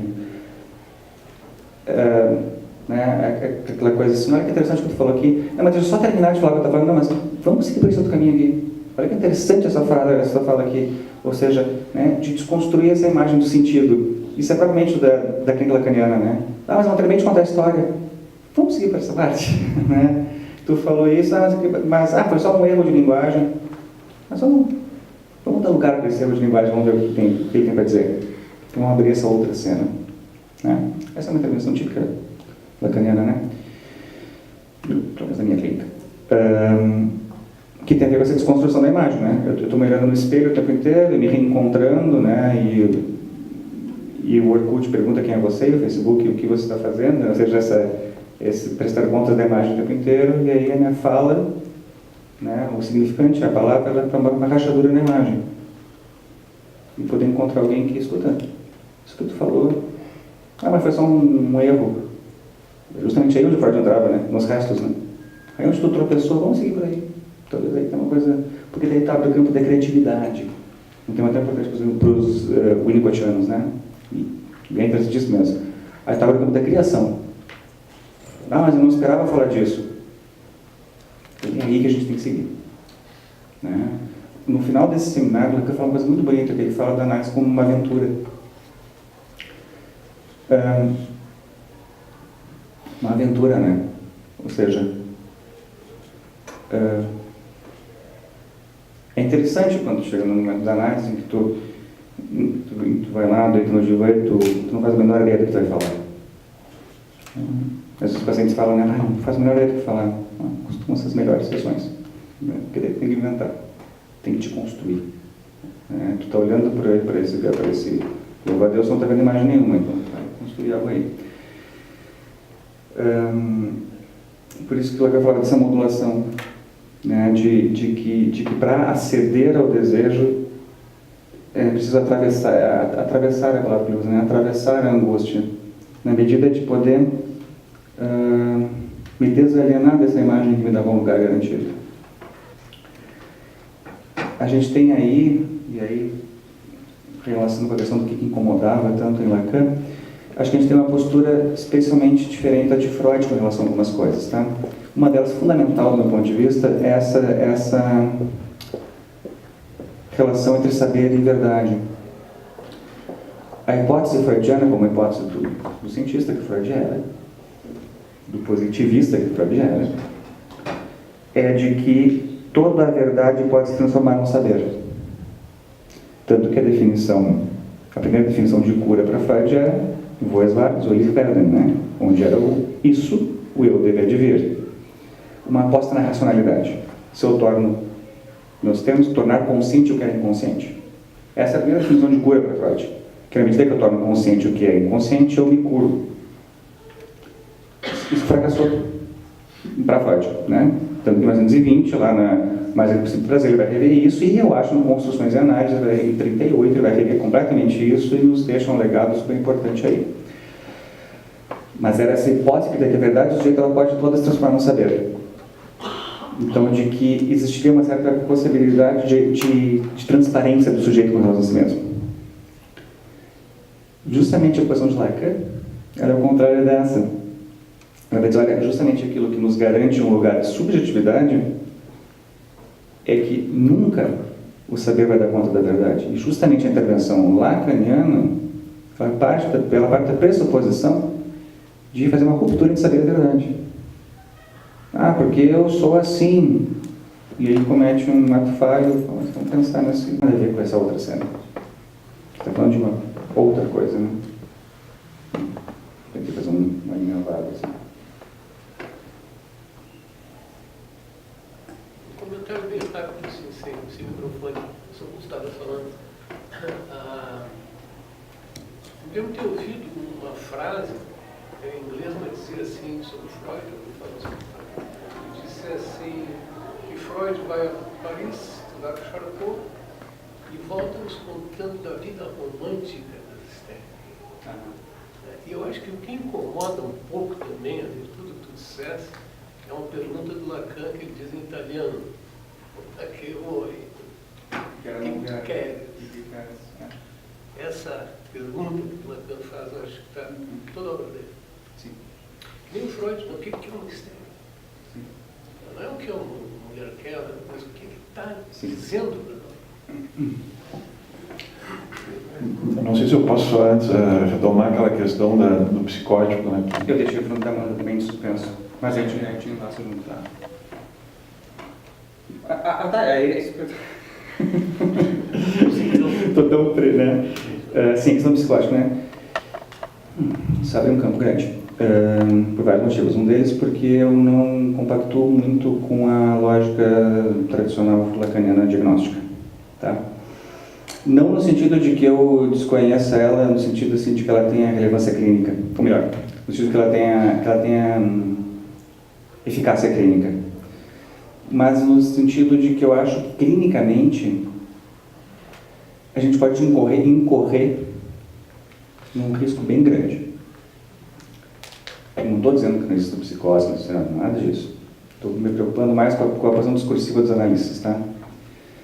A gente passa um tempo todo fazendo uma grande tentativa de desconstruir modelos diagnósticos, como o DSM, né, para quem não conhece, para quem é de outra área, né, o Diagnostic Statistical Manual, né, o manual estatístico diagnóstico, que parte de uma certa lógica que é a seguinte: se 80% da população não tem alucinações, então isso é o normal.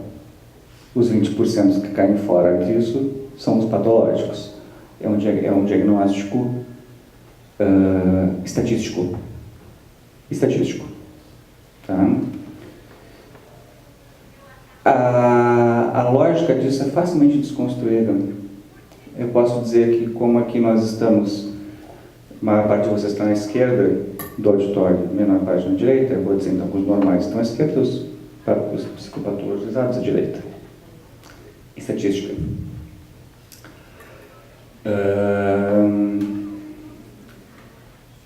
Ou seja, é o que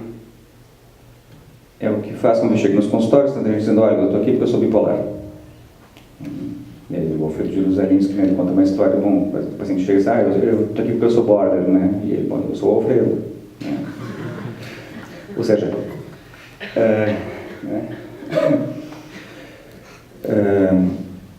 eu acho que assim, precisa de uma sutileza enorme de leitura, de um cuidado enorme de leitura dos lacanianos, para não transformar as estruturas clínicas, neuroses, psicoses, perversões, enfim, em reproduções de um manual diagnóstico. A gente tem, né, de novo, Lacan não fazia isso. Lacan não fazia isso.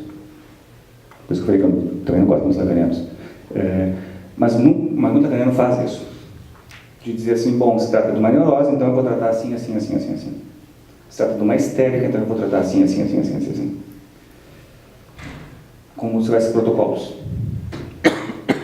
Né? Existe um protocolo dentro da psiquiatria para tratamento de TGA, transtorno geral de ansiedade, generalizado de ansiedade ou de ansiedade generalizada, né? Existe protocolo na psiquiatria para trabalhar depressão maior. Ou seja, é que nem a caixa de comentários, independente do sujeito que estiver ali, eu vou trabalhar o protocolo. Isso é muito eficaz, porque trata justamente aquilo que cria. É muito fácil eu curar o que eu próprio criei, né? Eu vou dizer: o sujeito aqui está deprimido porque ele está com falta de serotonina, né? Então eu vou impedir a recaptação de serotonina, então o sujeito vai ficar feliz, né? Sem questionar o que é felicidade. Bom, tudo isso como um preâmbulo para dizer alguma coisa, tá? Mas assim,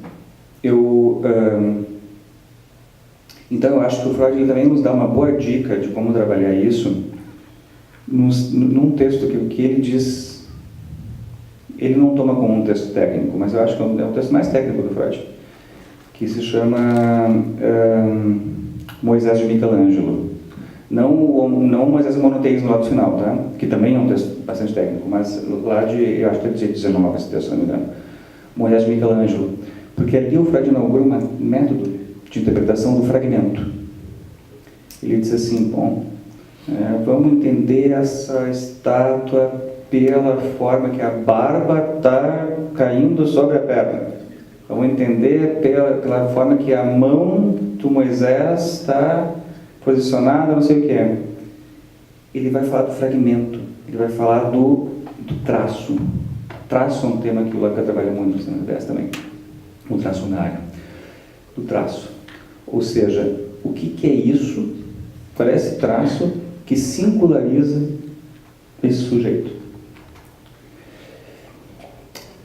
Essa forma de diagnóstico, digamos assim, ela não suplementa, mas ela, do ponto de vista técnico, ela pode prescindir da questão diagnóstica tradicional. Por outro lado, né? Aquela coisa, né? Sempre é bom também ter um pé atrás. Dentro desse contexto que a gente estava falando, para usar a metáfora, né, talvez a gente possa pensar que o psicótico seria aquele que está completamente hipnotizado pelo discurso do outro, né? É o sujeito que vê e de novo, sempre parece uma caricatura, porque é isso, porque a gente está falando do psicótico, né? É o sujeito que vê um ônibus escrito tristeza e vai ficar triste. Ou como que escuta alguém dizer, olha, tu tem que ser um homem direito, vai fazer o curso de direito, né?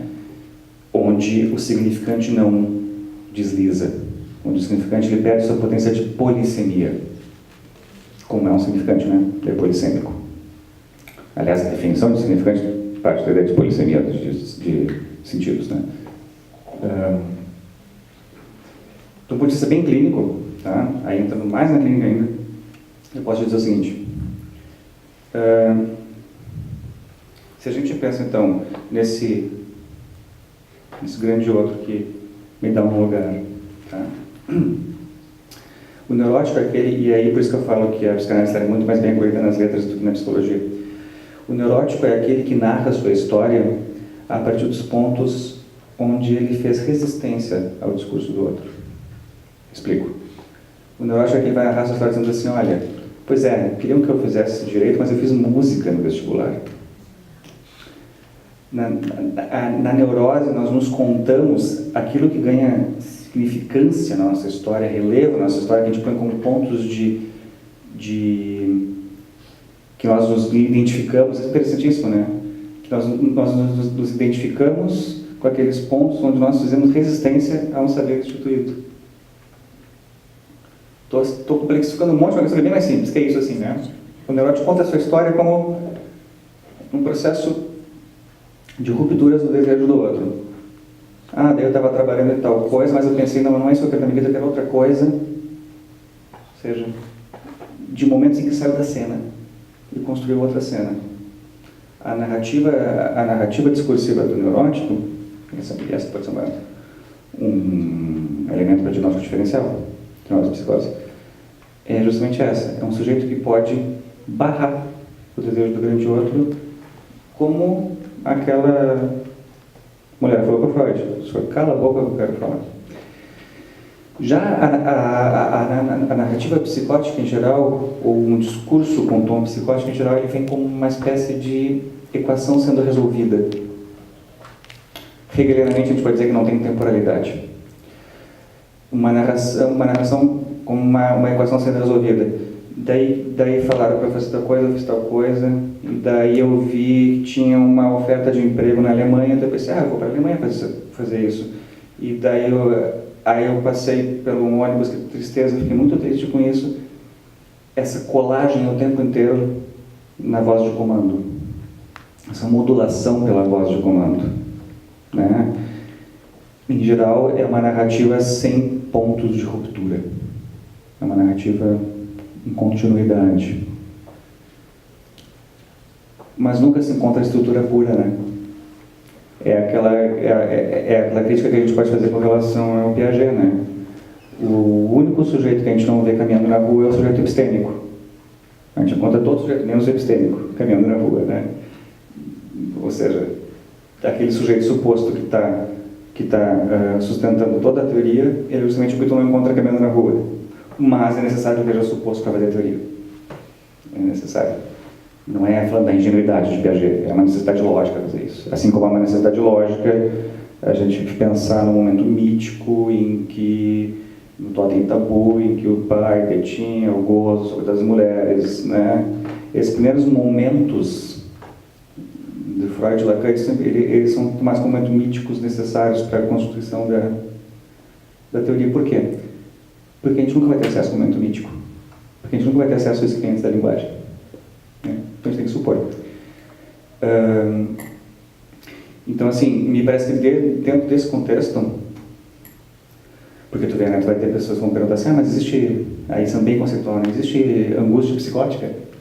Na medida em que a angústia diz respeito a isso de poder não encontrar uma imagem ali, é como se o psicótico não encontrasse o tempo inteiro a imagem ali. Né? Claro que existe.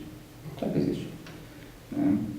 Mas acho que isso diz muito mais respeito assim, a uma preocupação em questionar, de novo, não o Lacan na questão do diagnóstico, Porque o próprio Lacan, mais adiante, ele vai revendo essa questão diagnóstica, né? Ele vai trabalhando com outras questões lá adiante, né? A ponto de, lá no semestre do Joyce, que para nossa sorte, o Donaldo vai trabalhar aqui, né, no próximo mês, Donald Schiller, né? Ele vai dizer, olha, essa forma de estruturação pela via do Édipo e neurótica, enfim, ela é uma das formas possíveis de estruturação do sujeito. Tem outras. Organização nisso. Né? Porque a lógica constitutiva da neurose também ela pode ser extremamente delirante. Aliás, ela é delirante.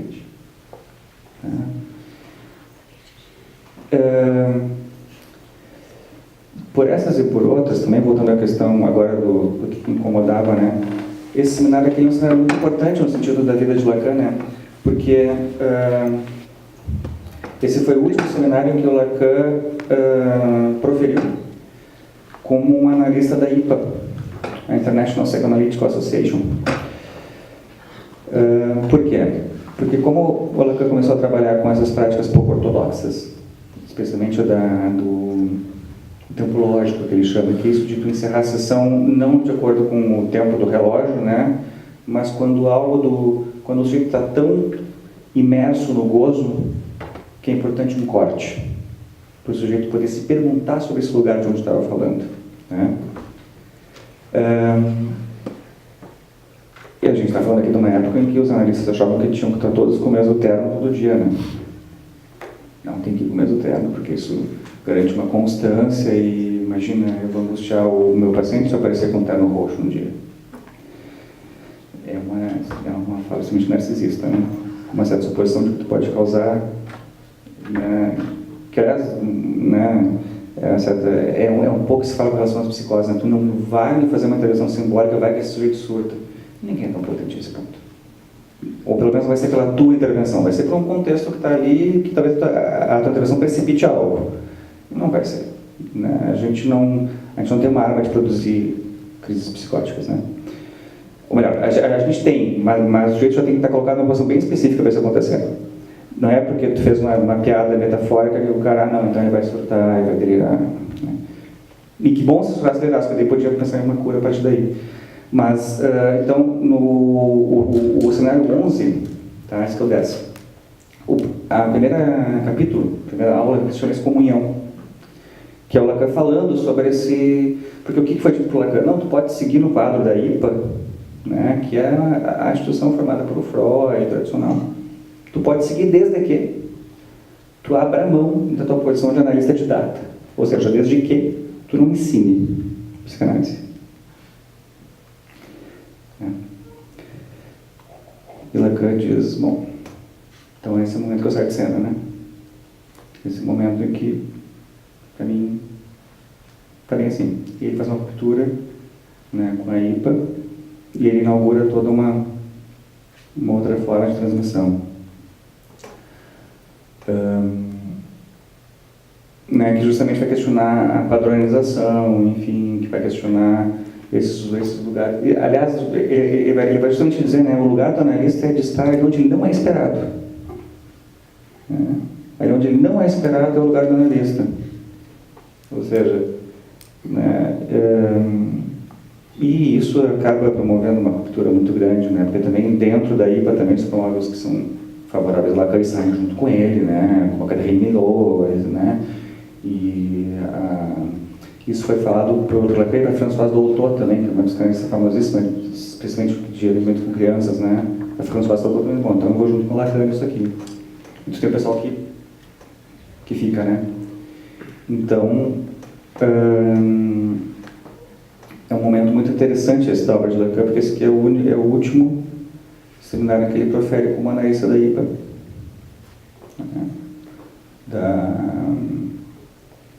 E é curioso porque isso também então a partir daí o Lacan se autoriza de si próprio, né?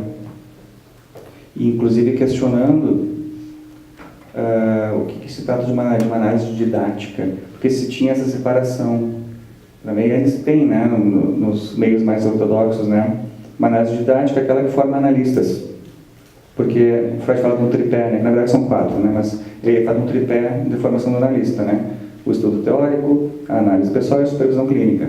Mas ele fala de um mais assim, tem mais uma, tem uma outra ali também que é a circulação pela instituição, né? Porque isso previne da autorização por si próprio. Narcísica. Só que se tomou essa ideia da análise pessoal como se então tu buscava um analista mais experiente para te formar como analista. E o Lacan criticou isso, ao dizer que toda análise é didática. Mas ele explica, toda análise é didática porque toda análise tem como horizonte suscitar que o sujeito se torne sensível ao atravessamento do inconsciente. Isso não quer dizer que todo paciente vai sair da sua análise e vai abrir um consultório com uma plaquinha e dizer eu sou analista. Mas isso quer dizer que o desejo do analista, que é um conceito que eu trabalho a partir do seminário 11 em diante, ou seja, que esse desejo de romper, saber a verdade, que esse desejo de sustentar que há uma outra cena, que há uma profundidade discursiva, que ele é algo que é comum no final de análises de qualquer pessoa. Analistas, não analistas, enfim. Alguns vão querer colocar isso como bom, então eu vou fazer isso na minha vida. Eu vou ver um consultório, vou estudar pessoas e vou transmitir isso que me foi transmitido. O que faz com que algumas instituições psicanalíticas, por exemplo, aceitam no seu quadro de clínicos analistas não médicos e não psicólogos, como, por exemplo, a instituição da qual eu faço parte. Outras instituições não. A analista tem que ser psicólogo ou médico, por exemplo, ou só psicólogo, né? Na medida em que se parte da pressuposição de que uma análise ela é de que não existe um saber constituído que autorize alguém no lugar de analista. Não vai ser a psicologia que vai dizer, olha, tu então é um psicanalista, enfim. Que a gente se autoriza como analista a partir da nossa própria história. Como arte? Por exemplo. Como arte. Exatamente. Né? Tu não tem um diploma que diga, bom, então aqui tu é um escritor. Tu aqui teu diploma de escritor. Tu pode ter de escrita criativa, né? Mas é diferente, né? De dizer, então aqui tu é um filósofo, né? Filosofia é uma questão complicada também, né? De se dizer filósofo, né? Ou mais chão ainda, ninguém diz assim, bom, então tá aqui teu diploma tu fez educação física, tá aqui teu diploma de jogador de futebol. É necessário que tu sustente isso numa prática e que essa prática seja reconhecida pelo outro, pelos outros, da cultura. Exatamente isso, é uma autorização a partir de si próprio, mas não ser narcísico, mas das incidências da sua história, da sua própria história, fazendo eco, ou recebendo os ecos da história da psicanálise, da história da cultura. Certamente. Tem diferença também, né? Certamente. Porque uma ideia que me passaram do Lacan é que se há análise, os dois mudam. Né? Sim. Quer dizer, então essa velha diferença que há uma relação, né? No mínimo, há uma relação entre duas pessoas. Sim, a própria ideia do Theodor Hayek sobre a questão da surpresa, né? Da surpresa. Ele diz assim que a surpresa é um bom índice. Quando o analista se surpreende com algo que é falado, é um bom índice de que uma análise vai indo bem. Porque significa que não se está antecipando o que vai ser falado. Puta, não imaginava que esse cara fosse falar isso. Porque isso marca um ponto onde eu, sendo bem técnico aqui, mas o Lacan diz que em certo momento, no começo da análise, o analista ocupa o lugar desse grande outro. E que daí você vai se perguntar, mas o que esse cara, eu venho aqui, eu falo isso e ele diz que é interessante essa troca de palavras, o que esse cara quer com isso? Que vai, o que quer isso? Pô, eu venho aqui, falo das minhas mazelas, da minha vida, e esse cara se interessa por um sonho que eu tive, Tiago. O que esse cara quer com isso? Mas esse o que quer, ele abre um campo, né? Esse cara está me escutando para além da novelinha narrativa. Ele está me escutando de um outro lugar. Ele não é um padre, que possa não confessar. Então, sim, a questão da transferência toda aí, de poder abrir esse campo do que quer, afinal. Quando você está hipnotizado, você sabe claramente o que o outro quer. E aí, são transferência essencial, cara. Bom, pessoal, não sei se tem mais alguma questão.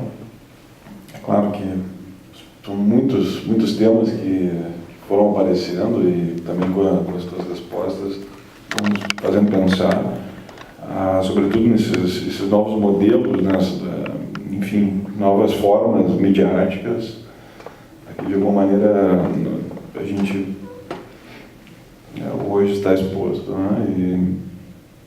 E que funciona também como uma espécie de armadilha, né? Eu fiquei pensando um pouco nesse tema que tu falaste, assim, desse espécie de lugar de fala que vai se repetindo, né? Achei muito interessante isso. E as armadilhas que se criam daí, né? E o tipo de sofrimento psíquico também que pode gerar isso também, não naquele momento, mas a seu tempo, né? Pode gerar. Então, quer dizer, exatamente, né? Então, há esses lugares que funcionam como uma espécie de armadilha, onde o sujeito parece ali estar sendo ele mesmo no mais alto grau, sendo que é o lugar onde ele mais se aliena, sem perceber, onde o desejo se aliena a todo vapor, vamos dizer assim. Esses exemplos que trouxe, acho que são bem interessantes para a gente pensar muitas coisas. Traço, né, enfim, que é traduzido como traço, que eu acho, mas a gente poderia pensar no raço também. Esse seminário é um seminário de 62, me corrija se eu estou errado, agora eu não lembro, 62, 63, mas é um ponto... qual é o ano exato do seminário 62? Do 10 a 62, só não também que agora me deixou em dúvida. Eu tinha certeza que foi em dúvida. É 63.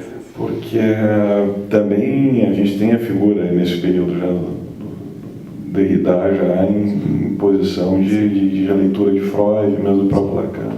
E várias coisas que a gente poderia pensar, enfim, discutir a partir dessas questões. Bom, são quase 10 horas também, né? Eu queria primeiro também, antes de encerrar, te agradecer muito, né, pela tua fala. Eu acho que algumas posições que tu assumiste aqui, eu acho que são importantes para nós também, para a gente refletir, né, também sobre o papel da psicanálise, sobre as questões que podem ser colocadas frente a um determinado modelo que vem ganhando força, né? E afinal se perguntar a que serve esse tipo de modelo, né? Muitas vezes sendo incorporado pela própria psicanálise. Certamente. Um modelo, vamos dizer assim, adequador, né? Adequante, né? Normativista e não subversivo, né? Daquele que é o verdadeiro potencial, né? da análise. Então, te agradeço muito pela tua fala mesmo. Eu acho que ela somou muitas coisas ao que foi dito nos outros encontros, com uma perspectiva, enfim, que também traz para nós questões na filosofia, na psicologia, né? Temas que são importantes, porque, afinal de contas, na graduação, muitas vezes em psicologia, a gente ouve falar muito pouco em Lacan, para não dizer que a gente praticamente não ouve falar em Lacan, né? Então, queria te agradecer muito, né? Acho que isso mostra o potencial, vamos dizer assim, de poder pensar Lacan e pensar de uma forma própria Lacan, né? E, enfim, de trazer isso para a nossa prática, para o nosso modo de pensar a psicologia. Então, de maneira geral, também quero te agradecer, tá, Luciano, te dizer que o espaço continua aberto, né? A gente, assim como falei para os outros palestrantes aqui, conferencistas, enfim, o espaço continuará aberto, né? É um espaço para isso mesmo. E, enfim, traz a casa, né? Beleza, vai ser uma alegria. Então tá. Vamos encerrar então, né, pessoal? Lembrando que tem ali a lista para quem tem interesse em receber ao final lá os certificados. Depois nós vamos calcular, conforme o número de presenças, o número de horas. Vamos fazer isso no último encontro, né, claro. E aí, se alguém tiver interesse, for aluno, enfim, tiver interesse no certificado, é só assinar ali na lista. Tá? Agradeço muito a presença de vocês mais uma vez. Muito obrigado a vocês que estão aí acompanhando os encontros e participando, colocando questões. Né? Muito obrigado pela participação de vocês também, tá, pessoal? Até, meus queridos.